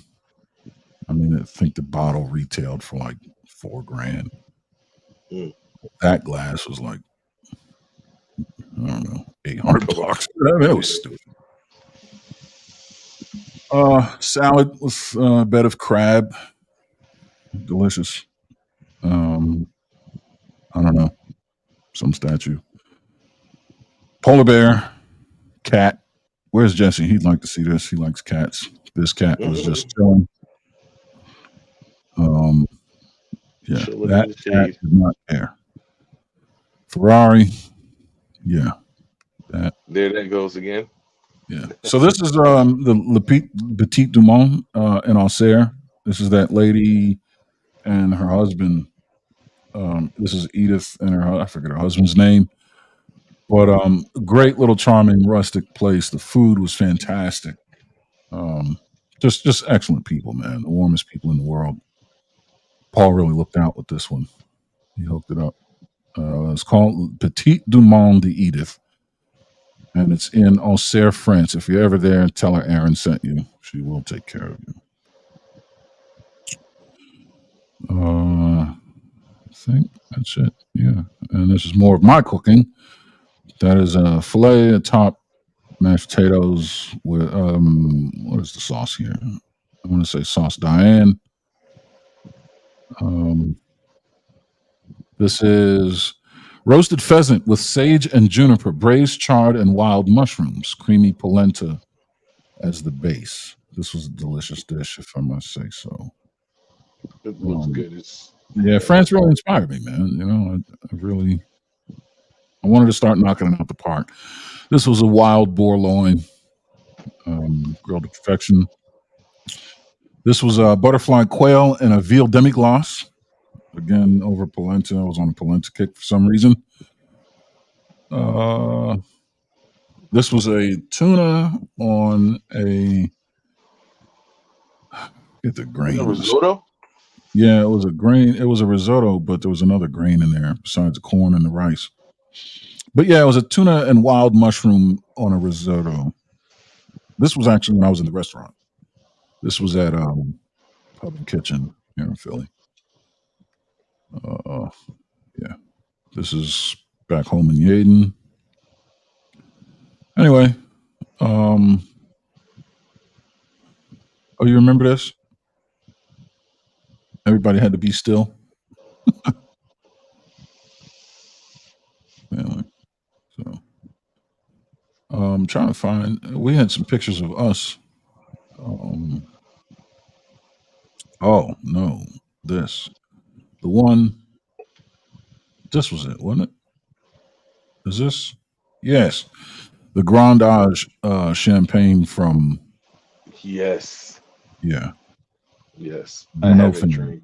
I have not even thought of opening a bottle of champagne. I haven't even purchased a bottle of champagne since after tasting that champagne. Yeah, the dogs eat good around here. Isn't that fucking sad? Riley. Mm. But yeah, that champagne, man, was gifted to, and then so we drank it when Ariel was born. It was the first beverage my wife could have, and we celebrated the birth of my daughter with this spread, and that's when we opened that bottle of champagne. Yes, it was a Um, blessing. It was the best champagne I've ever tasted in life, hands it down. was fantastic. Oh yeah, speaking of babies, there she is. Hey. Yeah, no, that was a fantastic. And then here's Paul with a shitload of lobsters. I had helped him with a dinner. We served 50. We were drowning in lobster that day. Speaking of Paul, right? So Paul's restaurant. I don't know if Jesse's still here. I guess we can miss some other. I did some lobster dishes here at the house for the wife. I don't know what was the occasion. Oh, Valentine's Day, I think. But anyway. um, no, Jesse was saying Paul's place, right? He wanted Yeah, Paul's Place and Michelin. He wants an explanation of to talk about, Michelin. yeah, Michelin Star, what that is, right? Yeah. Right. So, While we're waiting for him, y'all, don't be intimidated. We can show you the basics, and then you so can work your way up. we go now. Look, I'm not dressed for this, right? Like I literally am in some grubby ass. I just got done smoking this stupid cigar, and we're walking around New Orleans trying to find a place to eat dinner. We find this place. Now I don't know who captioned this. I think it says, "Wait, how did that guy get to go in the kitchen meet the chef, and we just dropped $400? Hold on, hold on. How did that guy get to go in the kitchen to meet the chef, and we just dropped $400 on the place? Well, yeah, he's in the kitchen, but you It's talking to the chef, and I'm like, not dressed for this place. Yeah, they're like, but when who you know, is you he? know. Yeah. Huh? They're like, who is he? But this is, hey y'all, this is the Iceman. Yeah, how the fuck? How the fuck? How the fuck? Yes. I don't know. Captions are crazy, but yes, it's who he is. Yeah, I'm not surprised at all. I'm surprised he didn't pull out a bottle of champagne that was personal for him and give you some, because that's what you do. he comped us. He took care of us. I mean, it wasn't a whole bottle of champagne, but I mean, so here's what our meal looked like. Let's see. Um, folks coming taking pictures of the shit. I had scallops on polenta. My wife had a crab cake or something. Um, there we go. You know, he definitely took excellent care of us. That was my wife's dish. The food was delicious. I mean, it was fantastic. It's Looks, what you would expect from fine dining in New Orleans. yeah, yeah, yeah, yeah. This was a Well, heavily French influenced, right? very, For sure. very, yeah. This is what you would call Creole, which is not Cajun. Creole is more the high end. It's the French influence. Cajun is more bayou, backyard, um, more African influence. But they both have French and African influences. This was a roasted duck with raspberry and fig reduction, and the sommelier paired this Pinot Noir that went perfect with it. I'm like, you must be a magician. I couldn't figure out. But I had ordered that, and then my wife had this pasta with a nice Chardonnay from California. And he said something about bananas Foster. Of course, we had to go with that. You That's said something we it can needs teach to be people high too. end. Yeah, we should teach people bananas Foster now that I think about it. Pretty easy dish. Oh, there it is. Yeah, very easy. Yeah, right, Jesse. We can. Absolutely, do a show on that. And Show just light folks how to things do on it. fire and drink alcohol. Can't go wrong with Yeah, that. yeah. It's a good show. Shit catches fire, but it's super easy. You can't screw it up. You get to drink while you're doing it. Feel like a chef. We'll set So them that's up. pretty much We that. might we might Huh? be rekindling some gentlemen in the kitchen, some women in the kitchen. Maybe instead of going out to eat, bring date night at home, and we'll be glad the War Report could help you do that if we may. So this is what my wife does now. This is going to come up in conversation. But this was a broiled chicken breast with homemade pesto, mozzarella, a black pepper cream cheese mushroom sauce, oven roasted asparagus, cherry tomatoes with a Mm, sweet balsamic reduction, mm. and a bottle of Cabernet from the Pacific Coast. Yeah, she got married to me and lost her mind. She's like, "Oh, we're gonna cook, huh?" I said, "Yeah." So I Whitby guess she Hall can. and the surroundings didn't help either. That didn't help. Yeah, yeah, it was a great house, man. I miss that house. That was a fantastic house. It was a great house to entertain. It was huge, man. It was massive. So here's Paul's restaurant.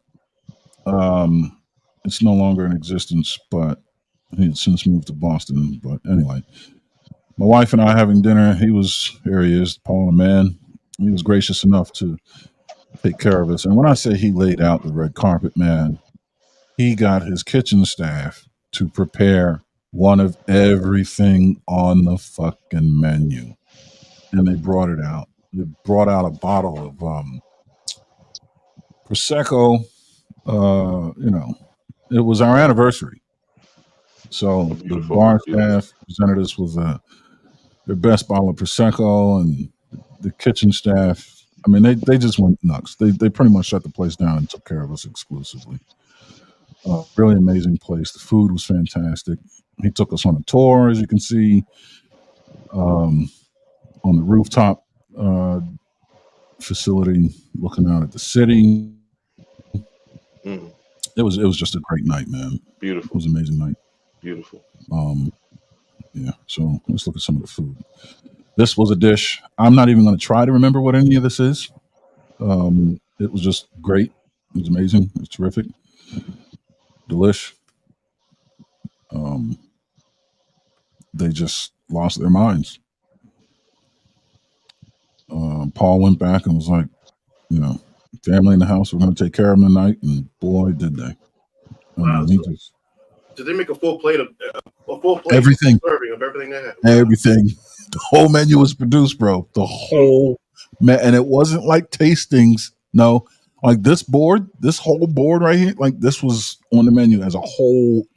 To feed like it was nuts, man. We came home with food. We were there for so long eating this whole board Mm, and everything else. Whole menu, whole menu.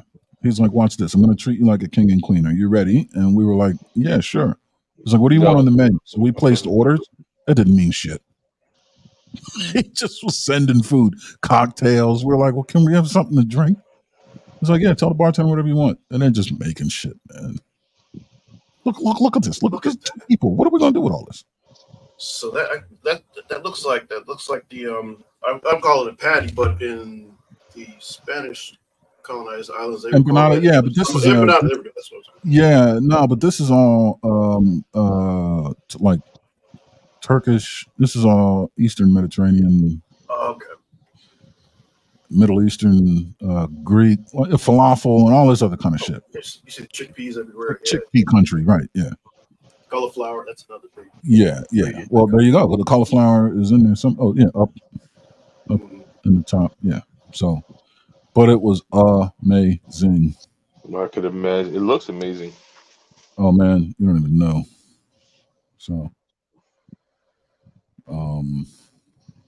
yeah. So that was pretty much that. I mean, just dumb shit out of nowhere. Caviar and Blue Label. Why? I think I know where those cigars may have came from. Yeah, you. I think I may have some people in those pictures actually. Yep. Yeah.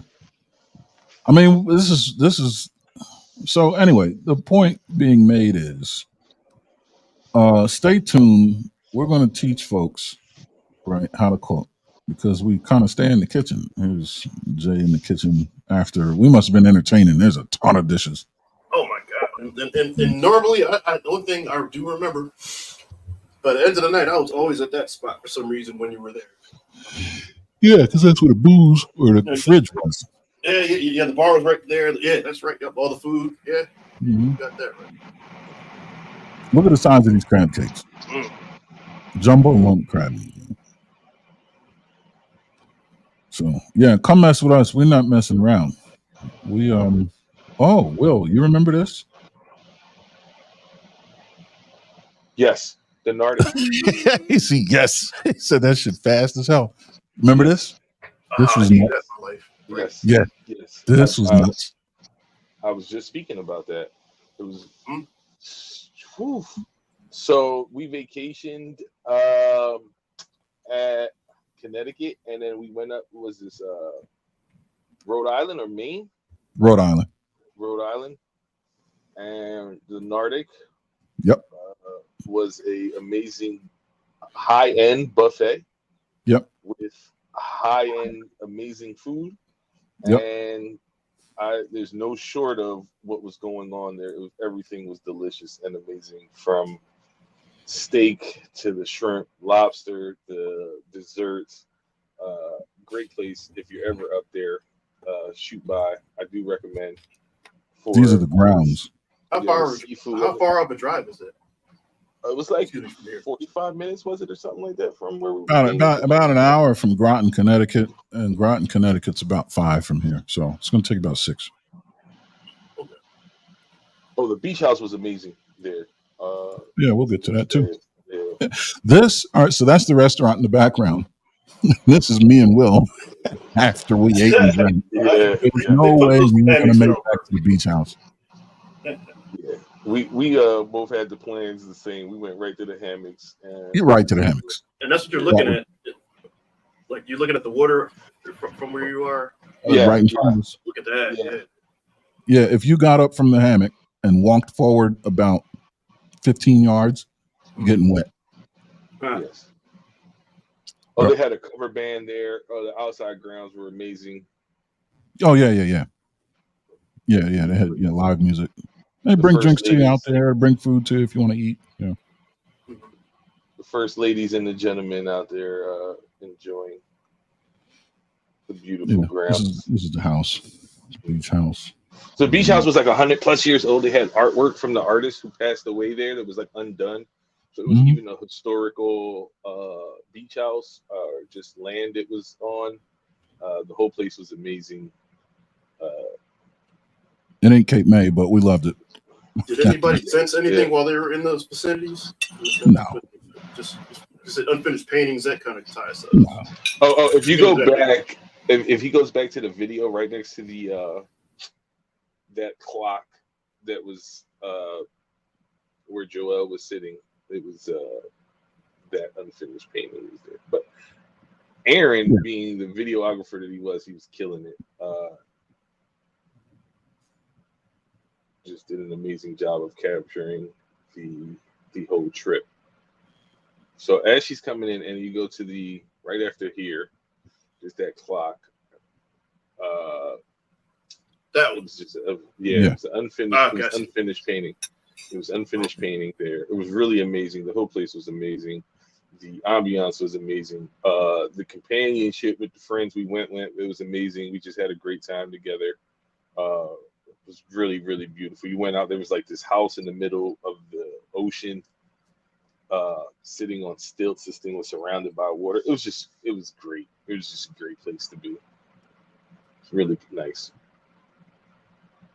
Yeah, we played the guitar, and especially at night, playing the guitar, oceanside, in the beach house is fantastic. That is needed in my life, right? The guitar's still in the bag, ready to rock and roll. Maybe just needs to get tuned up. But we need to take it to Cape May then. I'll bring my since we're doing that. I'll bring my alto sax. Well, yeah, we're doing it. Oh, we're doing it. All right, that's it. We're not at a drum right now. Keyboards. We're going to the beach house. All right. I like the sound to of it. record and distribute too. So Yeah, we definitely yeah. So anyway, this isn't food though. We came for food. Yes, food. That was we're reminiscing on good. So yes, the Nordic in Rhode Island. Go there if you're up there. If you're not up there, and find your way up there when you can. Really great place. You can't tell them Will or Aaron sent you. They don't know who the fuck we are. No, they don't. They wouldn't. No, hell They no. wouldn't. Hell no. No. Hell no. So let's get to it. What do we think? Who's the best cooks? Men or women? Ooh, good question. I think it goes by. See, there's some good grandmoms and moms No. out there. Overall. Period. To give a definitive answer right now, I'm sorry to speak with food in my mouth, but I would say overall women. As far as the long run, from the dawn of humanity till now, I would say women. No, I'm going. See, this is where we're going to have a little fun here. This is where I'm going to say there's more women who cook well, but men with their techniques and skills, I think, are men. I'm going to have to dispute you on that one, just because that's just what I feel. I feel that there's a majority of women who can cook and cook really well. I'm gonna put this out here. For example, my mom can cook very few dishes really well. She does not have an array of dishes that she can cook. And even she'll say this out her own mouth that I have a way more broader array of dishes that I can get down with. But let's being honest here, she'll kick my ass in any Spanish cuisine that she puts together. So in that wheelhouse, she's way better in one wheelhouse, and I have an array of things that I can cook from Mexican, Asian, all across. Overall. That's a loaded question. We're talking about as a cook. We're not talking about who has a cultural. No, we're just period. Yeah. Who's a better cook? So period right now, without factoring in ancestors and all the today, let me within the let's say within the last 50 years, anybody that's alive today, and anybody that has eaten the cooking, anybody that's alive today that has eaten the cooking from someone dead or alive. So we're looking at the last 50 years, right? Yeah, I mean, men. I'm going with men, hands down, not even close. I'm thinking men. Like when I'm going Anthony Bourdain, Emeril Lagasse. We used to watch them. Bring it home. You can do that, and there's an argument, but even bring it home, because I'm about to prove it to you. But closer to you, like individually. Even my dad worked in a restaurant. Worked in restaurants actually. Now I think about it. Yeah. See. Yeah. Watch this. Out of all of us, who's a better cook, us or our mothers? You trying to get man. I cannot be political about that, but I do most of the cooking. I'll just say that's the best answer that I've got. Oh, okay. Hold on, I got one for you. I made Jesse birthday dinner when I went over there. Mm-hmm. Shout out to that. Yes, that was awesome. Shout out to moms. Would she have done what I've done with those ingredients? No. We're not. No, not even close. Who's a better overall cook, you or the woman that made you? Me. Jesse, who's a better overall cook, you or the woman that made you? Yeah, yeah. Well, I would have to say myself. What do you think my mother's going to say? She's going to look at us like we're idiots. Yeah. Oh, although I do have, I'm not going to say anything, but I do have a good argument if that would happen. I'll keep that stashed away. No, because when we do Cape May, man, they sit there and they look at us at all. How me and Aaron get busy behind the burners. Yeah, you can't. Yeah. Are you going to say carrot cake, Maverick? You can't do that. I was about to say carrot cake or cheesecake. No, overall. The best out of those. No, that's why I keep saying the overall cook. No, this is what he was saying. Like, my mom has a good Spanish cuisine, but it was like, nah, we're not doing that. We're not doing that. Who's a better cook? Overall, just all of it. Yeah, not who makes this best dish. It's who's a better cook. Who's better in the kitchen? I mean, more well. I mean, I'm definitely the most well-rounded. That's it. Just who's more. If you had to go on an episode of Chopped, who's going to be more successful? Oh yeah. I mean, I That's would. what I'm saying. Who's a better cook? I guess that I am that. Not a guess that I know I am that. Right. Let's Who put do it you like think would that. be between me and my mother? Who would be between you and your mother? Your pops. No, between me and my mother. Oh well, yeah. That fortifies. Or, Yeah, That put but on fortifies. pecking order there. he's on team male, so like Right. Now watch this. Let's run the test again. Mr. Chill Out. You or the missus. Episode of Chopped. Who's winning? me. Maverick. Pick your best conquest. You or her. Episode of Chopped. Who's winning? Oh, jerk chicken, hands down. No, your best female. Your best romantic. Counterpart. Oh, give me a second to think about that. All right. Me and my All wife. right. Who you think's winning? Oh, You. you. Not even right. Yeah, no second guessing. Probably even before you went to culinary love school, you, too. love you, first lady. We love you, but No disrespect whatsoever. Just being No. as objective as possible. we are not kicking rocks. Once again, we're not putting nobody down. We're stating our opinion and fact of what we feel. An ex-girlfriend that you both know, and I think Mav, you might have been there for this conversation. Remember Evelyn?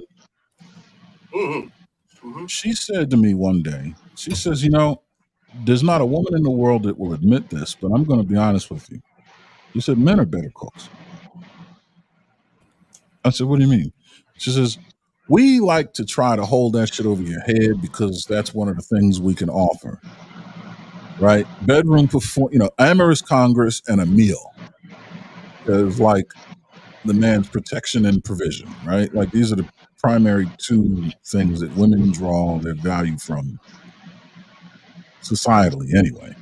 But she said, there's not a woman in the world that will admit this, but it's true. She's like, you bastards are better cooks than women. And if you think about it, who dominates the food service industry from top to bottom? Men. Oh, man. That's why I was naming off. The Emerald Lagassis and the Young Cooks, and all Bourdains, all them.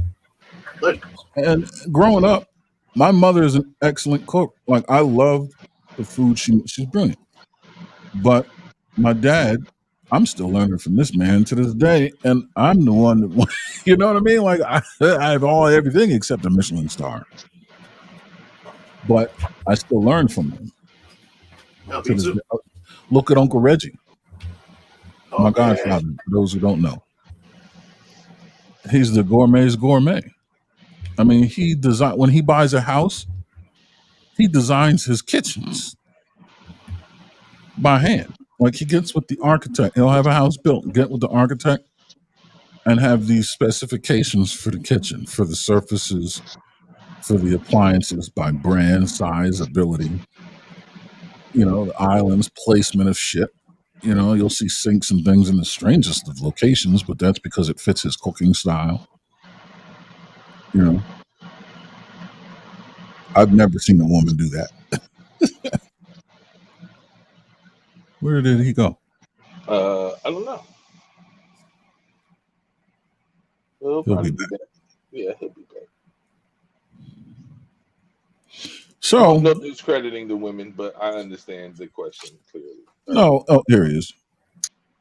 Oh, okay. I should be good. Can you guys hear me? Yes. Yeah. Okay, great. Yeah, just a couple things. But no, I remember. So when I cut off, it was about Uncle Reggie and having his home design in this man's kitchen. I know Aaron broke it down, so I'm not even going to reiterate. Yeah. Yeah. He's been in the kitchen in a couple of his houses. Yeah, he when he buys a house, man, he's very. I mean, he designs the entire house. He has things that he wants, but the kitchen, and it's all high end, built-in high end, this, that, and the other. And it's not like he does this because he has money to spend and just wants to spend it. He does it because he uses this shit. Like you go out on his back porch. The back porch is just big enough to have a table where your ingredients are, a couple of coolers and a refrigerator for beer, and the grill setups. Other than that, because he doesn't go outside. He's not an outdoors person. He doesn't own a lawnmower. He doesn't care about a front yard. But he Young will have Teddy just Russell enough also. deck to make sure he is the dopest, state of the art grilling shit, and Oh, enough and that he beer does. near him. That he does, man. And I still have that bottle, Gentleman Jack, that this next week. I'm definitely gonna make it over there. And like Uncle Richie came up at least once or twice in conversations before, but he's one of the OGs where I have a half pint of Gentleman Jack waiting on my bar, and it hasn't been cracked because it's gonna be cracked with him. Like that's the Yeah. type of OG he is. And, He's definitely the kind of. He's very generous. He's a classic. He's a man's man. You know. He's my dad's best friend, and our godfather essentially. Let me see if I can get a picture of him. But yeah, he taught me so much of what I know in the kitchen. Between him and my father. I look for some pictures too, actually. Stuff like that. Because I was just going through my photos yesterday, and a couple of pictures with him popped up. And his best friend Garland too. Are one of the tallest men that I know in life. Yeah, Garland is a fucking skyscraper. Okay. Matter of fact, on my 21st birthday, did I say this on the show before about my 21st birthday and how we went to Lou and Shoes and oh yeah, I think we did actually. I think we did. Yeah, Cadillac. gave us Cadillac. Yeah, and we just said, after getting this drunk, that man's nuts. They didn't check the keys, like, oh, brand new Cadillac, the biggest. In one hand, yeah, snifter cognac in the other, Cognac and I'm just turning 21. Yeah, let's do it. And the only words he goes, "Don't fuck me up now." That's it. I mean, brand new. I think that car was a week old. The biggest Cadillac they made at the time, fully loaded with every bell and whistle. And we were like, time to go back to my house. Here, take my car. Just remember, don't fuck me up now. Don't spill anything. Okay, we did not spill a drop. We didn't spill a drop. Didn't spill a drop. But wait, all right, here you go, Uncle Reggie. Let's see. Window.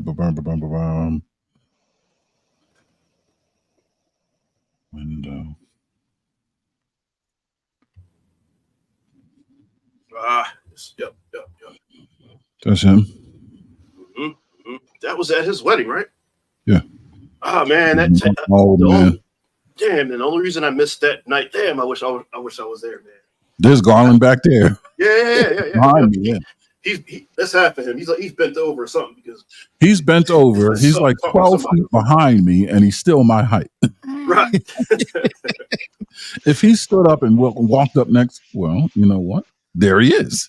There you go. Oh, I'm 5'5". He like, and that man is in his 70s. He's almost 7 foot. Yeah, he's up there. Yeah. Yep. That's Garland. What? So pretty much, this gentleman, Garland. He's in the back corner, right? He's in the back. Yeah, corner all the way in the this one. Yeah, no, that's not in back. No, that's somebody else. Okay. But this gentleman, the tall gentleman, Garland, my father, this guy, and Uncle Reggie, him, is like the three of us. Yeah, definitely. They're like the three, los tres jefes. Oh, so we got to upgrade. We got to promote Amigos Jefes now. I'll make that change. Yeah, I like that. Yeah, and that was a Marco. You got to probably go back deep, and it was like a personal Marco thing. We went offline. We'll get to it. Yeah, Don't worry about it. Yeah, some stuff. I guess some stuff has to stay there. Yeah, it's fine. It's okay. Okay, so the food. What are we doing, y'all? Let's get to the peas and potatoes. For Wednesday, you mean? Or just in general? In general, and for Wednesday. First of all, let us say welcome to our world, because this is really what we do. Aaron and I have definitely made a living off of behind the burners, is what I like to say. But we're going to bring you into our world and show you how to flip the spatula and get busy in the kitchen. and Sharpen really knives. get it down from honing a knife to sharpening a knife, the difference between those. And I'm going to segue right in with Aaron. He's going to explain the Michelin star ordeal. But beyond that, we're going to take it to the Julia Child realm and say you can cook at home. French cooking, Spanish cooking, Caribbean cooking, seafood. If we really want to get busy, Aaron can show you how to break down carcass from many sides, from fish, lamb, pig, beef, all those things. I can show you simple techniques that I learned along the way, some that Aaron definitely co-signs for, let you know that I know what I'm doing out here.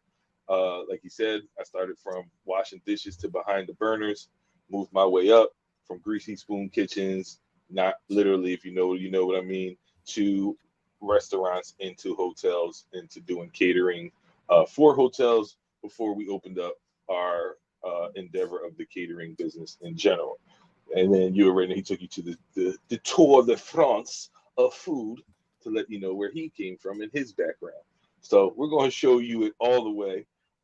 Back to what we said, we're not going to break it down. We're going to build you up, and it could be simple, from picking up some what we like to say semi-homemade goods, where you can pick up some pizza doughs that are made that are high quality at a store, make some homemade sauces and ingredients, incorporate them together, how to properly, maybe make a calzone, a stromboli, or even a pizza, and really just bring it to your door and eating a better way at home and cooking the right way. You should not make a steak and it be shoe leather. Let it be whatever cut of steak it is. Proper way of cooking it, whether it be on the grill, braising, broiling, slow cooking, all those things. Welcome to our wheelhouse once again. After he said all of that, I'll be learning as much as everybody watching, more than likely. As I always do in this situation. It'll be a good time for sure. Mm-hmm. Yeah. Yeah. We'll all grow together, and have people, submit questions, ask questions in the chat, join the panel, email us questions, recipes, dishes that you've had in restaurants. You want to learn how to replicate it, make your own, or start from scratch and develop your own sense of creativity. Whatever the case is, this is pretty much the official launch of a cooking arm of the War Report, where we just invite you into the kitchen and just take things back home, and take it away from the culture war in America, and make peace for once. And at the same time, real quick, let's cut you off. But at the same time, we can actually show you government doing good things in action, because we're going to be sourcing our ingredients from is, we'll get into more of that at the table. We're going to be sourcing the ingredients from a source that is exactly that. So, speaking of ingredients and sources, these are privately sourced, but I swear on my 2 Brussels sprouts. You should know that if it's two things in this world I don't break for anybody, it's my word and my sprouts, man.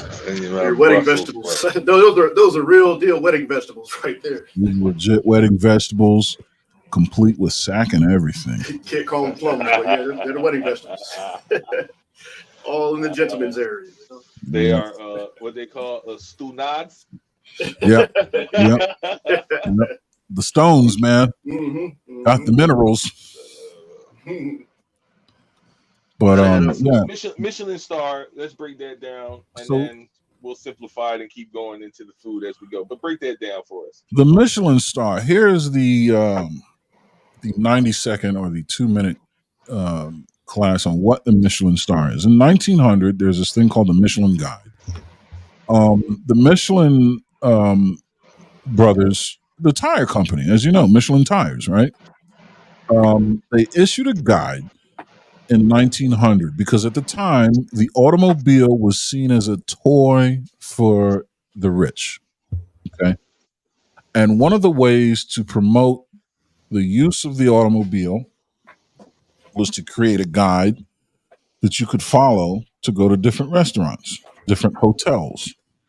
right? If you're going on a road trip for the sake of driving, which is what the rich would do with their toys, is they would go drive. And you need to eat, you need to stop and sleep. And you don't want to just end up in any old restaurant or any old greasy spoon or any old shack, inn. You want to go to the best of the best. So to stimulate traffic on, the roads so they can sell more tires to the rich, they produced this guide. And from there, it just grew into today's Michelin guide, which it's 3 stars indicate the top echelon of restaurants and hotels. 1 star means it's a very good restaurant in its category. 2 stars means excellent cooking, absolutely worth taking a detour off of your path. 3 stars means it's exceptional cuisine, worth a dedicated journey specifically to go to that place. Pretty much saying it's a bucket list. So 1 star means it's great. It's the best if you show up on this block, don't go anywhere else but here. 2 stars is if you're in this part of the world, detour here. 3 stars is call your travel provider, make it a point to go here. And now that guide pretty much serves the world round as far as hotels and restaurants. That's pretty much the long and short of it. Okay. That touched on all my questions. That's why I asked.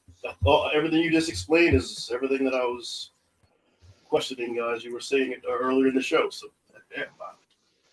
Yep. And my main question was is that in relation to the Michelin Man and the tires, which is yes. It makes sense now to throw it down. Yep, same company. In fact, I think one of the guides has a picture of the Michelin Man holding it, and I think this is I don't know, 30s. It's a British guide to the Michelin Guide to the British Isles. Mm. And I think this was maybe a World War II publication or something. I don't know. But yeah. It's definitely the tire company. It's all based around travel and suggesting the best place for the most well-heeled traveler. And at the time, only the most well-heeled traveler could afford an automobile in 1900. I see a couple pictures with the Michelin. I don't know if they're posts put in after the fact, but there are a couple of the Michelin Man like presenting a restaurant that's on that list. Yeah, look at that. Mm-hmm. So it really bridges the gap between two of my top two loves of life. Well, second and third underneath my wife, but the automobile and haute cuisine or fine dining. Yeah, those are up there on the list of hobbies Mm-hmm. and passions, passion list. Yep. Yeah, motorsports and fine dining to me are second only to my wife. I mean, Yeah, that is wow.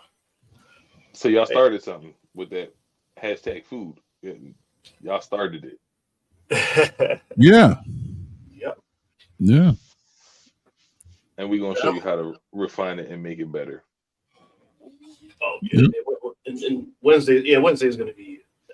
Wednesday's gonna be fun. Tune in, y'all. We're gonna turn it up a notch and simplify it. It's gonna be fun. You're gonna see good cooking is simple, and inexpensive, surprisingly too. Yeah.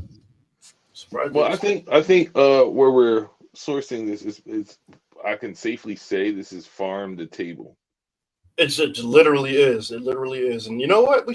We should depending on how what our camera crew's looking like. I'll even hold my phone myself, but just walking in there, even ask well, first of all, find out if it's okay to film in there and do that. But then ask the individual who's distributing, like share a few details about the program, and then who knows, maybe other entities, municipalities, cities, or whatever can do to start doing the same thing.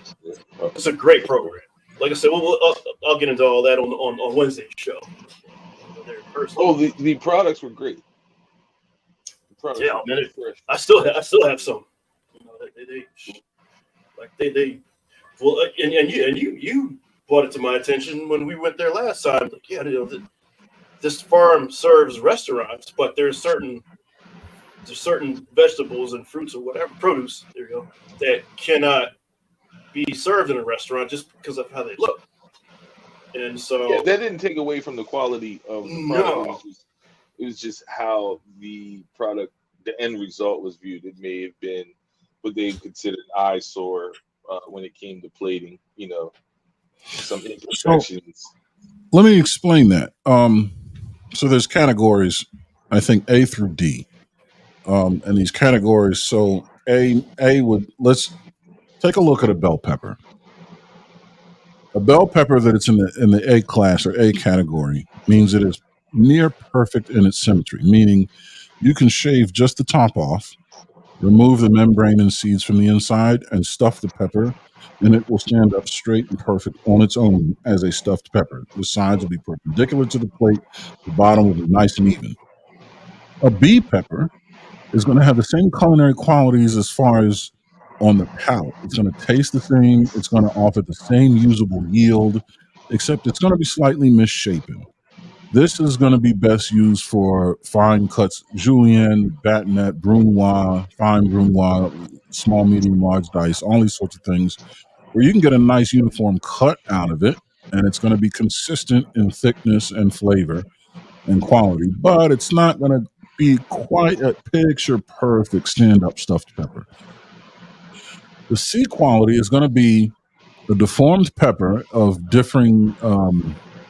The quality of the pepper is going to start to change as far as the way it cooks, the way when you put your knife into it, the thicknesses and thinness of the pepper is going to start to change. You see some fluctuations, and it's going to be really difficult to get precision cuts out of it.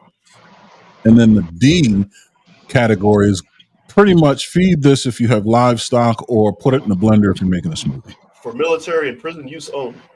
Pretty much that Maybe one. saw those on some boxes in Yeah, your life. that's the D category.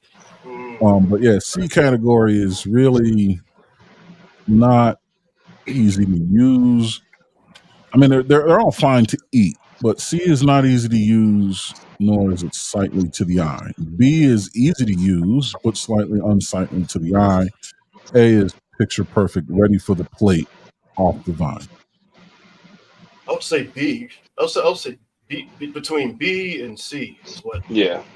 Yeah, you get this program. If A is high dollar, I mean that stuff's going to A kitchen. Yes. Chef Eli's Right. place. Right. Yeah. So this stuff is I mean, grown. even Whole Foods might have Is A grown and some for B. this place, for these places. This stuff is grown for those places, but we're getting the B and C quality of it. So you're getting a great product as far as taste and quality goes, but what the eye is missing is the Yeah, it probably product just doesn't have the on the product. plateability. That's all. Yeah, No, and we'll get around that. No problem. Well, that's why you have a knife. That's it. Just Yep. have to cut And out. creativity. And creativity. Yes, we have abundance of that within the three of us Yeah. here. Yeah. So, do you have any idea as to what produce will be available? Because in that way, I can kind of give you some menu ideas, or is that pretty much come up with it on the fly? It's so throughout the program, it goes from early summer to around to like right before Thanksgiving, maybe a little after Thanksgiving, around that time, and it just follows the trends of the like the farms, like whatever is good at the time. It's So seasonal. in the beginning, yeah, seasonal. It does change week by week, but like say for example, the first week you'll get corn, tomatoes, squash, basil, spinach, or whatever, and then the next week you'll just drop the spinach and replace it with peaches or something like that. Like normally, like each week goes by, like one may drop off, but another one or two products may take its place. So the next week you might have radishes mixed in or carrots, or you see all this stuff, but it's all seasonal.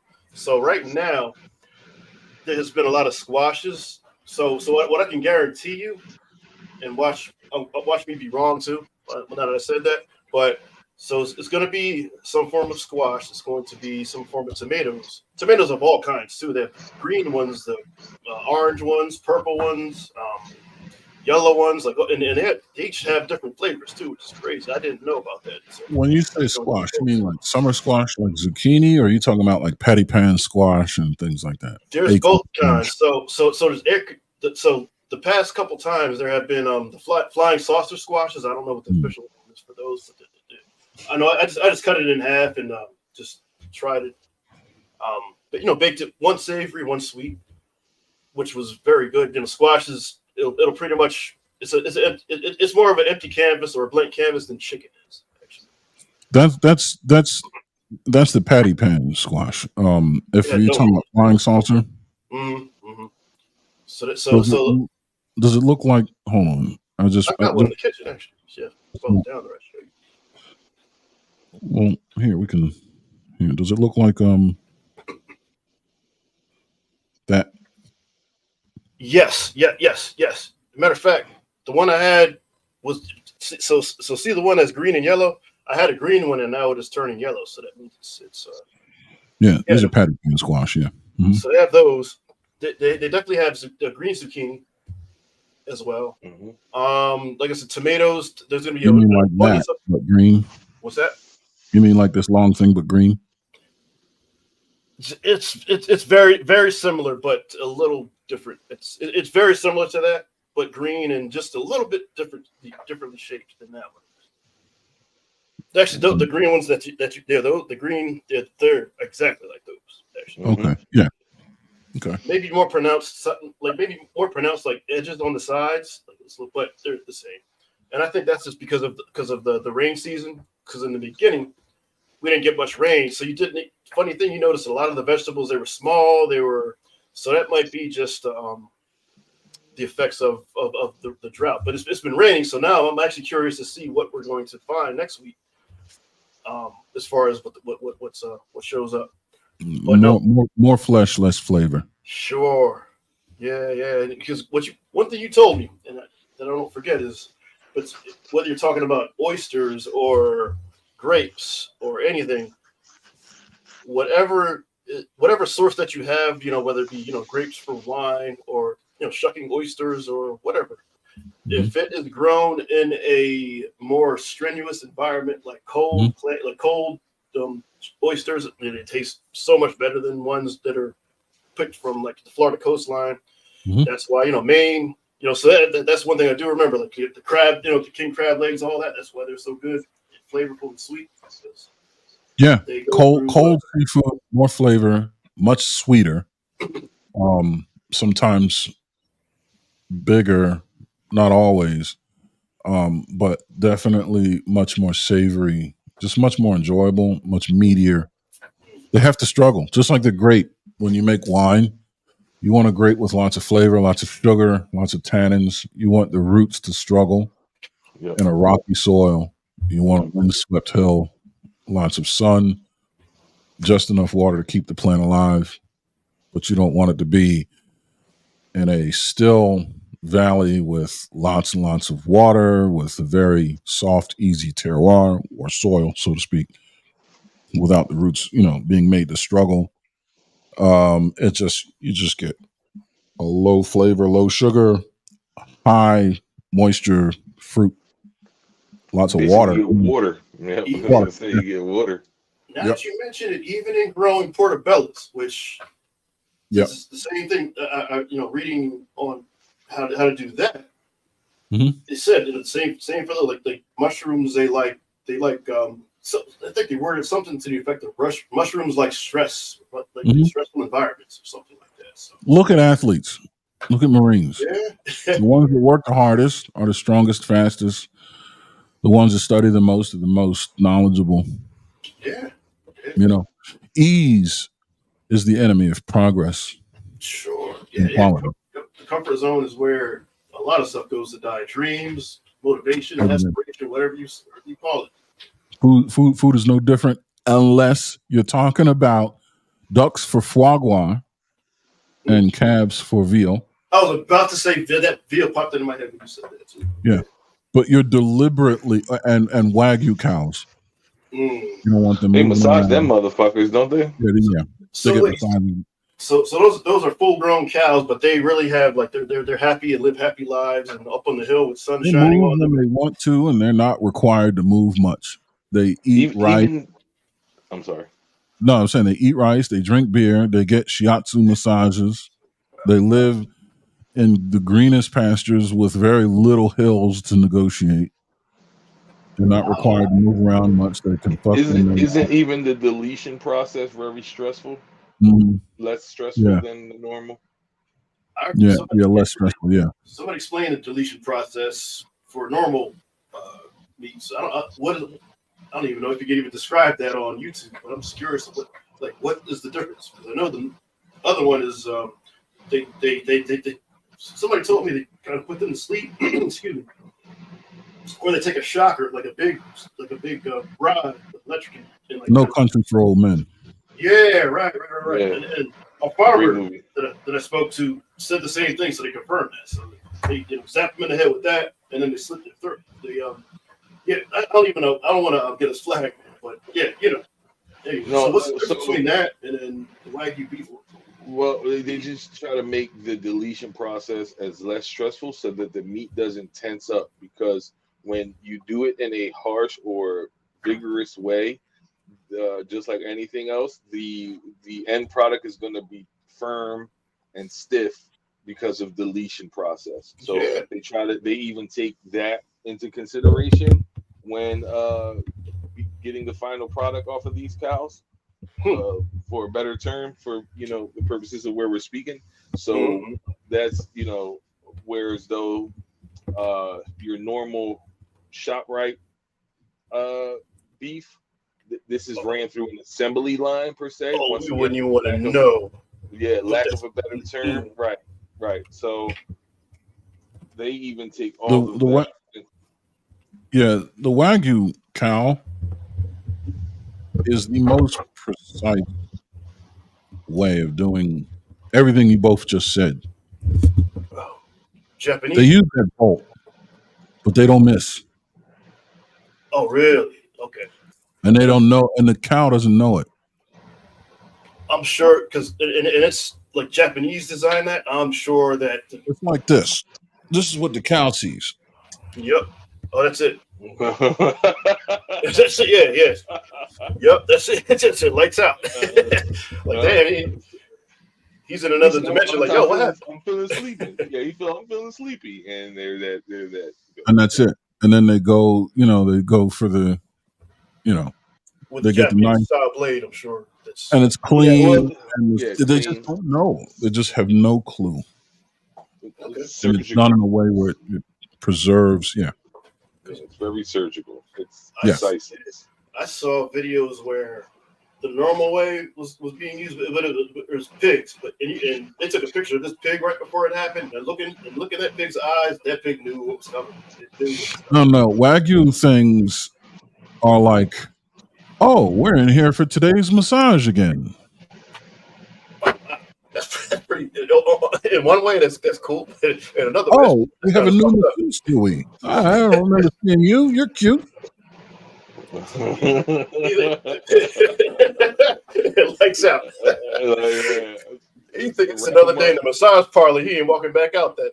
No, wrap him up and put him on market. He ready to rock and roll. He doesn't even know. Don't know. Usual masseuse is on vacation, huh? Oh, okay. Well, you'll do. Click. Yeah. And next thing you know, the wall lifts up and the butchers are right there, like ching, ching, ching. And we put this. I'm assuming that's how that goes. This is how proof how even animals, especially I believe this, pick up on energy and aura, right? So imagine the ones that are running the assembly line, lack of a better term, right? They're experiencing and hearing, and of course, tense is going to come into play. Right? They're upset. Mm-hmm. Yeah, there's a lot of negative nervous energy. The five in front of them were done in such a way where it let off this horrific situation, right? And they see it all. Yeah, they see dozens of them getting brought to their finish. And this one right here is happening such a swift manner that Aaron, I love your lights out analogy was That's amazing. It's exactly. It's like they blink and then they're That's it. asleep. They Hey, I'm never elsewhere. Man, that's a good masseuse. Put me right out, right under. But gave me a massage so good, he put one hand on me and I never woke up. It's the best sleep I've ever had, man. I don't think I ever want to wake up. You That won't. beer anyway. That's You a won't. strong beer and a good masseuse because I never came to. I mean, not to get too dark, but that's the way to go out. Honestly, I mean, Well, it makes for overall, once again, lack of a better term, for a better end product because they understand what the stress does to sure. the end product that they're going to serve, right? So, Yeah. with that being said, they treat it from beginning to end with delicate care because they understand what the end product is going to end up being. So, and this thing is marbleized more than a marble. This thing has got loads of flavor. That's what I was about to touch on, the marbling, because matter of fact, I might go back to this place. There was a restaurant I went to. I used to go to these seminars off of 8th and Market. And after the seminars, it happened, once each week. So every time the seminar would end around 11 p.m., I'm like, all right, well, I'm just going to walk around Chinatown and try a different place that I've never gone to before. So I walked into this one spot. I hope it's still there because I'm probably going to go there this week. But, I sat down and it was one of those hot pot places. But I was looked on the menu and they had Wagyu beef there. And that's when Wagyu beef, I never knew about this. This is back in the mid to late 2010s. So I'm like, oh, Wagyu beef's sushi. I'm like, all right, well, they're pretty expensive, but let me try it. They bought this out. There was a presentation, and I had to have it on video somewhere, and I'll probably share it by Wednesday. But they had this, this wooden platform that the sushi was on, and then it was smoke too. So they had the whole show. They lit it up, and put the smoke in there, and then set it in front of me, lifted it up, and just the marbling. Like that's the one thing that you notice first is the marbling. Is like you go through the supermarket to different butcher places. You go to certain places in South Philly, I'm pretty sure we're all familiar with, but I've never seen a cut of beef like that before with the marbling. And you can tell, but the massages and all the good food and the good life, you can tell it's in there. And the flavor, I cannot even touch on that, man. It was folks, amazing. Stay away from burgundy dark red beef. Stay away from that, folks. It's all done. That's not the way that's supposed to come out. It's supposed to look, not to get too dark again, but that's supposed to look great, pretty much. No, it's not. It's not supposed to look like a Concord grape, folks. Not at all. Stay away from that stuff. I'm sure, Aaron, in France, you saw some fine cuts of some good stuff. Oh, local butchers, Yeah, I had mud on my shoes. Yeah, that's how fresh it was. In Puerto Rico, it was like that also. I went to a restaurant. The cow was grazing in the back. You walk around the front, and they're serving. Most countries are. It's only this American shit that doesn't do that. That was probably some of the best steak I've had in my whole life. I can imagine. Yeah. Pita and cebolla. Clear sauce with the onions and some white rice. This thing was... I'll tell you what, now that you guys are mentioning it, I want to say the best seafood dish that I have had that I can remember was from the Dominican Republic. When I went to the capital, Santo Domingo, and it was Christmas time, and there was a beach nearby where I was staying. So we went to the beach for the first time. I need to go back there too. That was a lot of good things happened. But one of the things, you sit down, and as we were talking about how that seafood tower that you had, Aaron, from Paris, was probably swimming around a couple hours earlier before you got there. So the same case here. Like these fishermen, they got up doing like 3 to 5 in the morning. That morning they went out on their boats. You see the boats right there and everything. And they went out and casted their nets and went to go get their traps, all that stuff, and then parked their boats, took it out, chopped the stuff up right there, had the seasoning right there, boom, boom, boom, and walk down to different restaurants at the beach first of all, but then they would supply the restaurants, but they would also do their individual sales themselves to people. Like for what happened with me, it was scallops. That's what it was. I remember it was the first thing I tried was like a scallops with some type of lemon salt. It was like very simple. So scallops, lemon, salt, and some kind of green seasoning. Maybe like a maybe just for garnishment. But that was the freshest scallop that I ever had in my life. Yeah. And then so that was my side dish. My main dish was it was a type of that's right. It was like a mixture. It was a calamari. It was mussels. It was because it had everything in it. That's why I ordered it in a red sauce, and they made it themselves there. That hands down. This is Asian? No. It was it's Espanola, Dominican Republic off of Santo Domingo. That was the best seafood I've ever had. That was. I mean, you're getting Equator Ocean right there, bro. Like you're Caribbean waters. Like everything, yeah. And funny thing, everything there was warm and comfortable, but at the same time, it was sweet, flavorful. It was like the complete opposite of what we said about growing up in hardships. Like whatever they were doing there is a whole other. I don't know what's happening, but that was the best ever, man. So maybe that says something about maybe certain types of seafoods or whatever they do better in comfortable environments. I don't know. It's the freshness. Yeah, it could be under harsh environments, still far deep in the water. But though it's warmer water, it could be maybe storing food differently. It doesn't eat as much. Different things can because underwater is a whole nother world that we not even come close to even figuring out. I think it's more like the Arctic or let's say the Atlantic, Bering Sea per se, compared to like way up North Atlantic near Maine, right? It's nowhere near the same.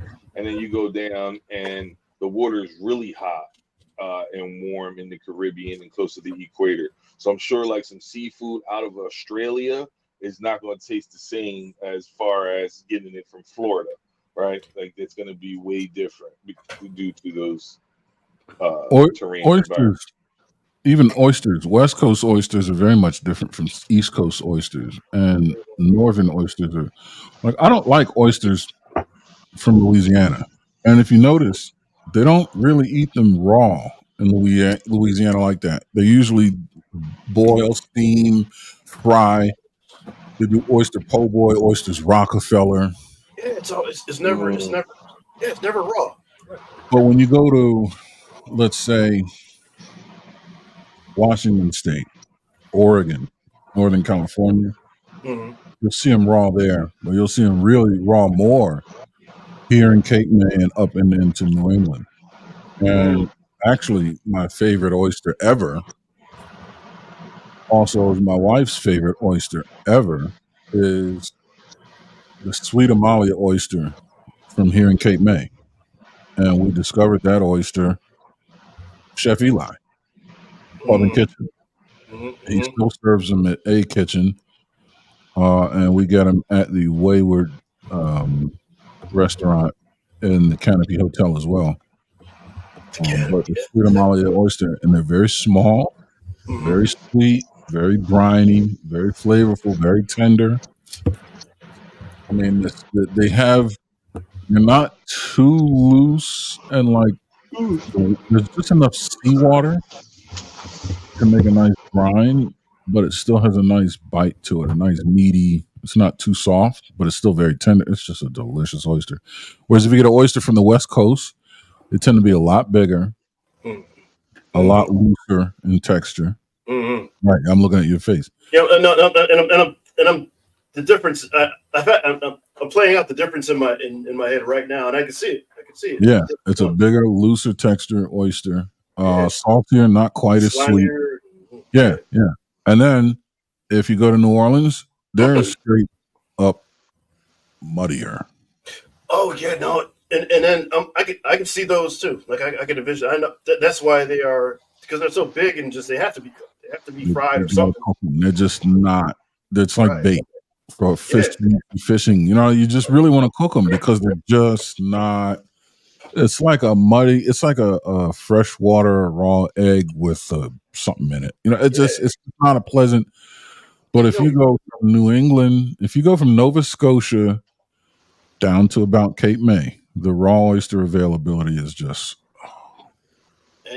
like just going back to the New Orleans style ones, like whenever you eat those type of sandwiches or the fried oysters or whatever, you bite into it and it's always something grainy or something. Like it's the textures is just off too. Everything about imagine that it. motherfucker was raw. And if you look at it, it's like nah. I don't finish that. So, Yeah, that's why they got to put it in a po' boy. mm-hmm. Got to bread I'm it, gonna fry go to it, put it Popeye's in a chicken when damn I go hoagie to roll. Right. That's probably where Popeyes got the original recipe from. You got an oyster, was like, man, I got to darken this up. I can use this on chicken now. I might as well mess with the chicken. Right. If it'll make this shit taste good, it'll make chicken taste good. I can't even fuck with the Hindui sauce. I can't mess with it, man. The sausage out there, due to the allergy. Yeah. If you also notice in like in the DR, you're not going to see much, or any Caribbean or near the equator, you're not going to see much people drawing butter and lightly steaming their seafood. No. Usually, it's going to be a ceviche. Yeah, a ceviche, or like you were saying, or even on the West Coast, you'll see like a cioppino, which is Italian. It's as Italian as Alfredo. It's really American, but it's Italian American. So there used to be fishermen on the West Coast, California, that were Italian. Working class, let's call it. And they would go out on the fishing boats and they'd come in with their catch and they would sell what they could in the markets and they'd bring the rest home, whatever the hell it was. Some of it would be finfish, some of it would be shellfish, and they'd bring it home. And of course, their wives would have all these tomatoes and olive oil and basil, and they just put it all in a pot and just stew it until it fucking melted. Yeah, melted pretty much. And now you have a thing called cioppino, which is finfish, shellfish, tomato, primarily, largely, herbs, and it's like a cross between a soup, a stew, and a sauce. Do you think they would have that in Positanos? Cioppino? Mm-hmm. No, this is a peasant dish. Okay. Wow. Cioppino looks like. I'll tell you what. Isn't like ratatouille? Ratatouille. Oh, we should make that. Maybe we can do that this Wednesday. Maybe that's what we'll do. Oh, there's going to be basil too. I forgot to mention earlier. Basil is one of those. Well, basil was amazing. I mean, you got to let them know what I did with that tomato salad, bro. It was so simple, but oh man, I was doing something while you were making it because I normally watch what you're doing, but I forgot something I had to do. But it was you didn't add squash. You didn't add any squash. No. There were all the heirloom tomatoes, cherry tomatoes that you grabbed. They're basically all the tomatoes. So it was the cherry tomatoes, and then you clipped some of the savory too. Yeah, I remember that. You put some of the savory in there, and the basil too. Yeah, it was the basil, olive oil, salt, pepper, and balsamic vinegar. Balsamic vinegar. Yeah. Yes. That was it. Simple. Oh, it was amazing, man. And the knife work was incredible too. Like you said, just everything was very uniform, and man, and the flavor, man. You could what you made there, you probably could sell that in a restaurant for like $200. That whole batch. That's the way it tasted. You know what I mean? It was so simple. It was simple. And I loved it, and my mother loved it too. She's like, "Oh, man, make sure you tell Will that this is fucking." Well, she didn't say that, so make sure you tell. No, she doesn't. She doesn't use such language. I know, Mom. She doesn't use it. Yeah, but it definitely was. I appreciate it, man. I thank you. Oh shit, I appreciate you. I appreciate you. But Aaron, that is what I had in the DR. That's exactly what that is. That's cioppino. Yeah. That's what it was. So, Chipino. Right. it's a hearty Italian American stew made with America's fresh seafood and a rich tomato and wine broth. Let's Yo, see. Italian American fish stew. Origins can be traced back to Italian immigrant fishermen in San Francisco. And my West favorite Coast. version can be found at Portofino Picturesque Bayside in Longboat, Key Largo, or Key, Florida. Yeah, so what did I say? West Coast? Yeah, so San Francisco. Yeah, Italian immigrant fishermen. They would just bring home the leftovers from their catch and their wives, tomato, wine, herbs, and just make that pretty much a soup. So what? So two operational questions here, because I'm gonna send a picture of the dish that I had. I'm looking for it now. So what would be the best way to do that? Would I present, or would I send it to you and you do it? Yeah, just hit present. Okay, Here, just got to make sure that. So just go down and hit the present button, and then it'll ask you hit present, and then hit share screen. Okay. Just want to make sure I'm not sharing something. Things I'm not supposed to be sharing. So, all right, present. Matter of fact, I'm gonna find the picture first, and then I'll do that, because there's find the picture, pull it up, and then when you hit share screen, it'll ask you what screen do you want shared, and then whatever screen you have that the picture is open in, just select that one. Gotcha. Bear with me. I'm looking for that now. Oh, matter of fact, I got a couple of pictures to share now, I think. But that's exactly what that dish was. And then for Wednesday's show, I'll be better prepared with things too. I'm starting to, as we're learning our way around the show and our different roles. I think the one we talked about offline would be the best for me. But as I'm thinking about that, for Wednesday's show, I'm going to get these pictures and all that stuff ready to roll before, so we can keep the show rolling instead of looking for stuff in real time. But that's how you learn, folks. Ramekins. Ramekins. Yeah, right. Ramekins too. What? This is VIP lounge time. What? Because I remember it was was it a Christmas or just a dinner where I remember we got in the BMW, and I think one of us, it was one of those Saturday nights, and so for whatever reason, we wanted to make creme brulee, and we got in the Beamer, and for whatever reason, we're looking for ramekins in dollar stores, man, knowing that we're going up to the cashiers like, hey, you got any ramekins in here? And they're like, ramekins? The fuck is a ramekin? And they were trying to explain, okay, it's this thing that you get creme brulee. Like, well, I've never had creme brulee before. Like, what is creme brulee? Like, fuck. Oh, okay. No. Get back to your German, sporty, decadent piece of shit and get out of here with your fancy. Yeah. And we're like, man, do you breathe? Like, come on, man. Yeah, right. But no, that's I remember we found them. I think we found them in the supermarket that night. I still can't remember what we needed them for. With one of those VIP land on Saturday nights. Oh, so yeah, so I'm glad this is why I cannot screen share without. Man, triple checking. Yes, man, yeah. Triple checking. So I gotta go back to there. Yep, I'm almost there. Here. No, wait. I'll tell you what.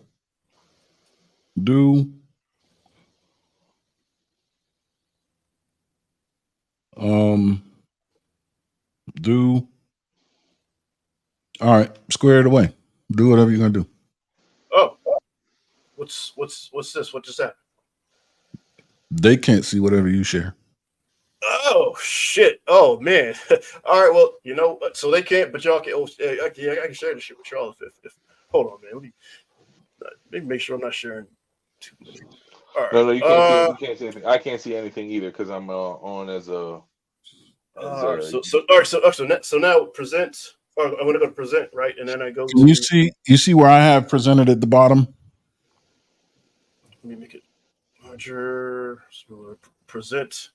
I see the button for it. Present, but I have two Iceman windows open. Oh yes, yeah. Oh, that's how that works. Okay. It would show up like this. Oh, okay. Yeah, I put that there. We Share can see screen. that. No. Mhm. Okay. Share screen. You can see Iceman. I have two. Oh, yeah. It's one of those things you have to do it to, and it's not as bad as I thought. But And I like, watch. but You got it. I'm looking don't. at yours. Okay, great. But don't share this because it Yeah. might be some things that come up. But oh, this is really personal too. If this really gets deep. Oh yeah. See. Well, anyway, we'll go down. It's because it was in 2016 around this time. Yeah, look, I know you recognize all these pictures here. I can't. Oh, I can see it, but it's just little. Oh, small. Okay, all right. Well, we're almost there. We're almost there. And so anything you can focus in on, I have to actually enlarge anyway, right? Mm-hmm. Unless there's some obvious things that anyway. Let's just get to where we were. Oh, there's some Oh man, see, I'm kind of taking a jog down memory lane, nostalgia lane too, because this is really the first time I'm looking for this stuff after I uploaded it. All right, we're almost there. It should be hopefully nothing. Oh wow, some good, bad, and ugly things that came to. Anyway, we're getting there. See, y'all remember this? Only you and Aaron can view it. What was the liquor down there? What was you drinking when you were down on that trip? So it was mostly Presidente beer. It was mostly that, and Okay. the rums. I would say it was actually called ron, which is just the Spanish way to say rum. But it was just that's what it was called, ron. And Okay. they told me it was made out of sugar cane or local sugar cane. Okay.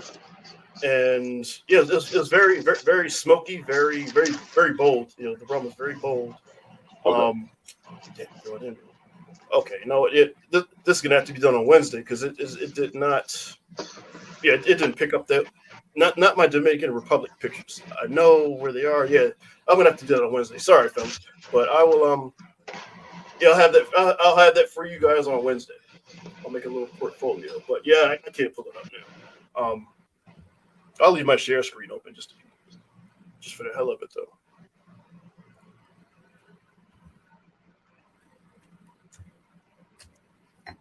But yeah, so who was on here? We got a whopping.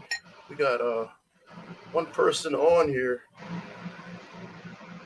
Life, but for anybody listening in the future, like, share, subscribe. That is the thing that that helps the channel grow. And I'm saying this pretty much verbatim as the highly respected DJ Hamp does. But now that I'm in the metrics and seeing how this thing works, that is what drives the algorithm to make a channel, especially a new channel, popular. There's certain milestones that you reach, a certain amount of views, a certain amount of shares, a certain amount of content that you put up. So long story short, the more attention that you show that you can garner, the more attention that they will give you, and so that in turn that will make us be able to provide more content and in much bigger, broader, better ways than you see here. This is just the starting point. We're figuring this out now. And we can tailor the content based on what viewers want to see. That's it. Like we had an offline conversation yesterday about this because me and this is kind of getting on a sidebar from food, but just being real. But I was just having conversations on like how to go about dealing with the show moving forward. And like me, I was trained in, and even now in my role as a counselor, I have to pay attention to a lot of metrics, things like crime rates and things like that. In turn, so I'm like, my mind goes straight to, okay, I'm going to open up this YouTube app, and it's going to show me these metrics of how many people viewed, what type of people, this, that, the other. So all right, I'm going to base Sophia everything. Lorraine. Go ahead. Yeah. Oh yeah. It was on the tip of my tongue, but after I said Monica Bellucci, but it just did not come. But yep, that's exactly Sophia what it is. Lorraine. Yeah, but go ahead. But long story short, I'm like, okay, and I forgot I either called you or did a Marco.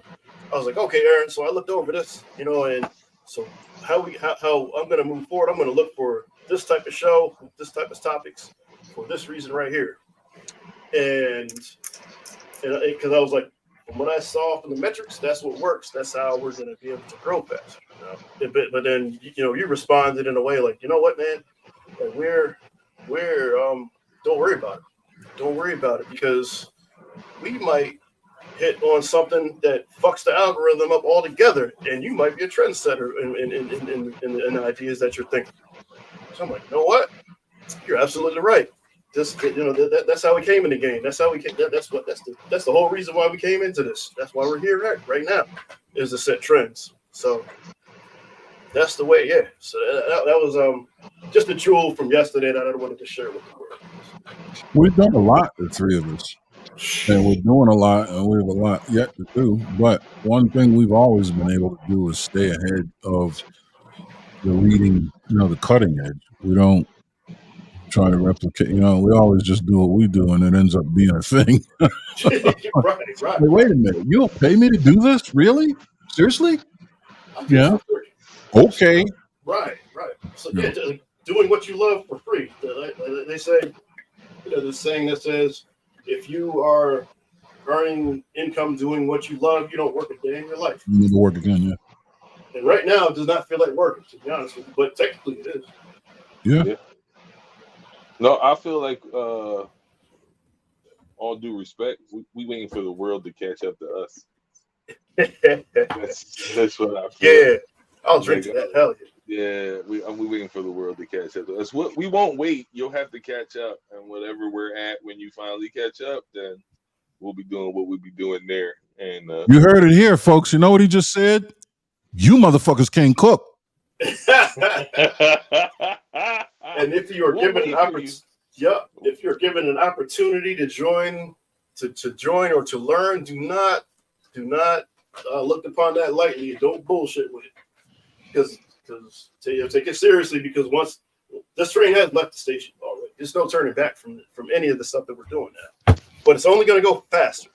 In other words, what he just said, Wednesday at my house if you want to learn, motherfucker. That's it.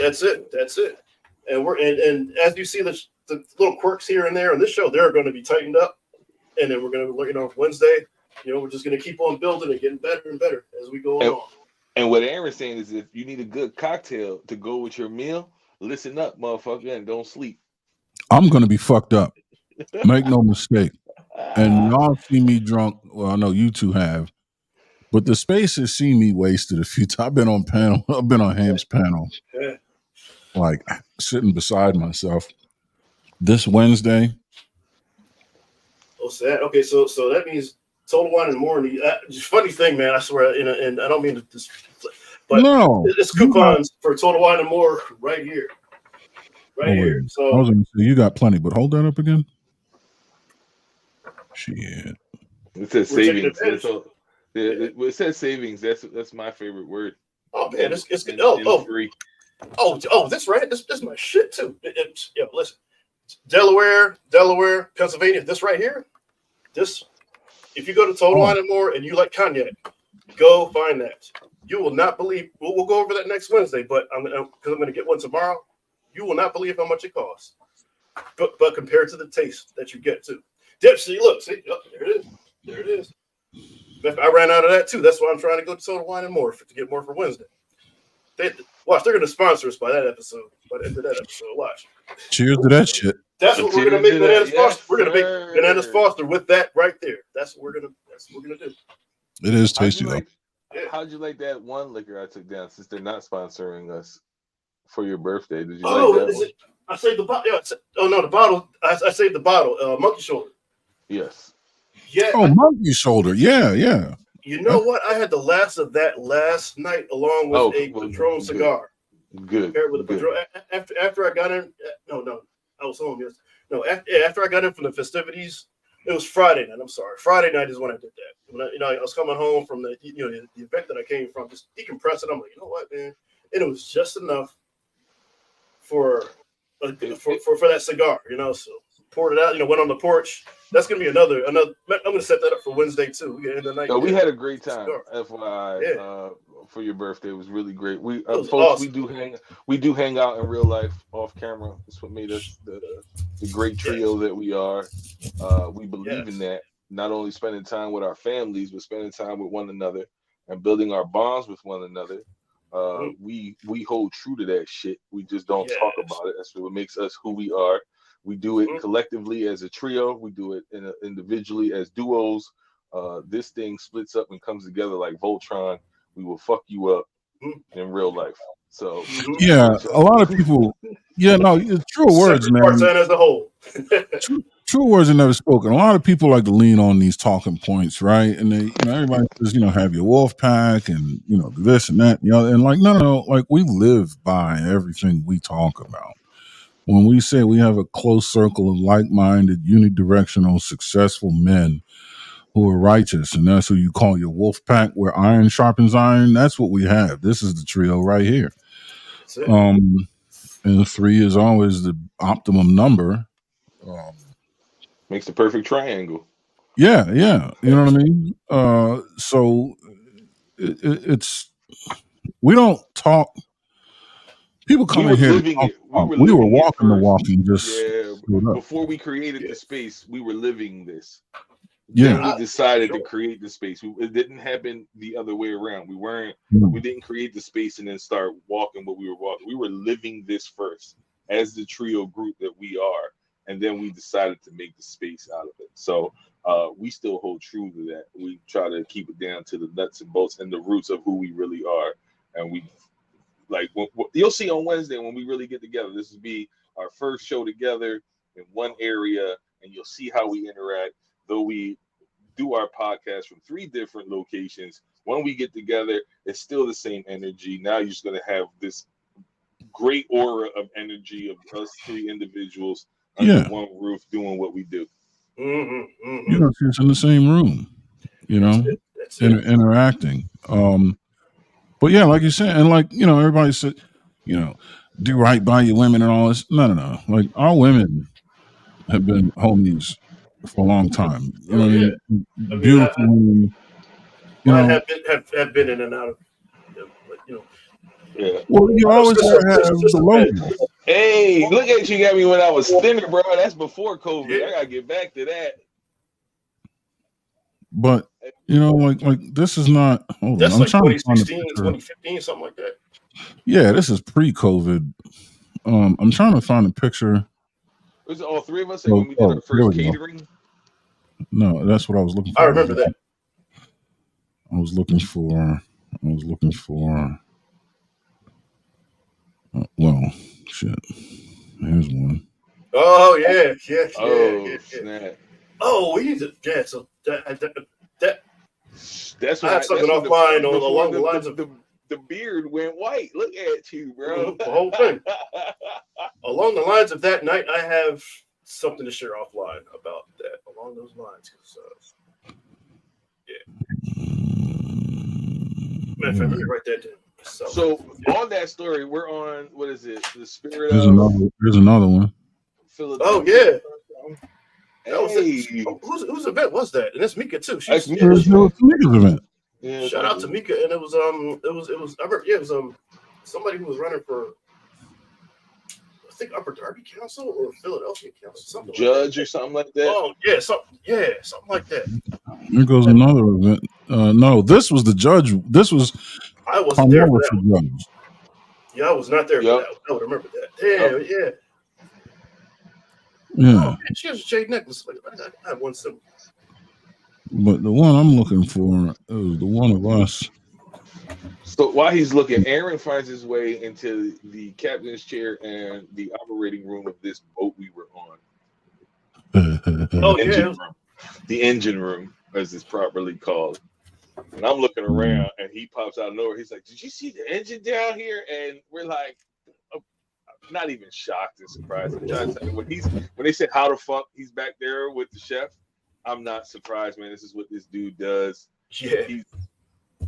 If he would have met the captain an hour earlier, he probably would have been manning the ship. I swear to you guys. Probably would just let him steer. Yeah. That's it. Oh wow, that's it. That's Whippy Hall. That had to be around 2016, 2017. Okay. Oh, that was for my birthday. Yo, look at the jersey. Look. Yep. The same jersey, but I had to hang that up for retirement, man. Yeah, but I remember wearing that each and every birthday. Damn, man, I remember that. That was, and I think that was the night for Well Made Catering, something or other, right? The first night. Something happened. Yeah. I remember it was summertime. Well Made Catering came about. Yeah, but I look at those pictures. I go, wow, I had all black beard then. That was a long time ago. A long time ago, man. Yeah, but when you talking about that ship, that boat, that yacht? Yes. Where it was Mike. What's his name? Mike Jarrett. Yeah, Mike Jarrett. Oh, and Alex, she wasn't there because she had something like she was taking a break from her throat or something with her throat. Yeah, she wasn't feeling well. Okay. Yeah, I have things to say, but I'll save that for. No, I said okay. You said break from her throat. I said okay. No. No, it was not. No, it was she. No, yo, man. She was preserving her vocal cords. There we go. Man. Wait, come on, bro. You're helping me out. Come on, man. That's what you're hey, it's the War Report After Dark. Smash that like. It is the War Report. Hey, Alex, you're my future ex-wife, and Alex, no disrespect. No disrespect. All jokes. I don't know you personally. I'm just. He threw an alley oop, and I had to finish. like a root. The first cake. Listen. I'm not going to say it. You talking about them Asian yams again, bro? You yeah. Oh man, that's great, man. You'll see those are the times. Those are the times, right there. Those are good times. That's what makes us, man. Hell yeah, man. Is anybody in the chat, or we out here just live streaming? No, it's just us. Oh shit! I mean, I'm cool with chilling, but No, I'm cool. I was gonna see if there was anybody else with any ideas they wanted us to cook, or what we. But I know it's on the fly. We're not really buying anything for a menu per se. We're gonna take ingredients just like you would have in your house in your refrigerator, and whip something up from it, make it amazing. Because this is what chefs do when they get ingredients. Their mind gets running wild. And when they get in the kitchen. Yeah, for sure. You know what I suggest? Excuse me, what's that? Shots. Oh, well. Yeah. No, I don't, mine is upstairs. I'm not going upstairs. I was about to say, shit. Mine's right behind me. Shit. Well, no, it was a call one. Yeah, like, share, subscribe, and all that. And see y'all motherfuckers on Wednesday for Culinary Arts School at the War Report, Session 1. The folks, whoever, everybody in the chat, much love to, again, I haven't been on the panel since last Sunday when we did, it might be Rocky event. So big shout out to DJ Hamp for coming out, Mr. Fantastic, and all the boxes that came out to that show. It was a great experience, man. Great experience. And thank you for joining channels with us and helping us grow. Much love to y'all, and I promise you I'm going to jump on y'all's panels very soon. But with that being said, Wednesday, get ready. Maverick out. Wrap it up, slap it up, and pack it up. It's always better to be up than down. Damn right. Tune in this Monday and every Monday for the Monday HQ with This Might Be Risky. DJ Hamp, myself, and Mr. Fantastic. We'll be broadcasting live tomorrow at noon. Also, sometime around dinner time this coming Wednesday, we will be having our Culinary Arts Class 101. Come join us, learn how to cook. We will cook and drink and be merry and eat well. Wednesday, August 21st, sometime after the 6 o'clock hour, p.m. Eastern Standard Time. Appreciate the love and support. As always, this is the three of us here at the War Report signing out. And never, ever, ever, ever, ever in your life forget, if you don't go when you want to go, when you do go, you're gone. Goodbye. We out.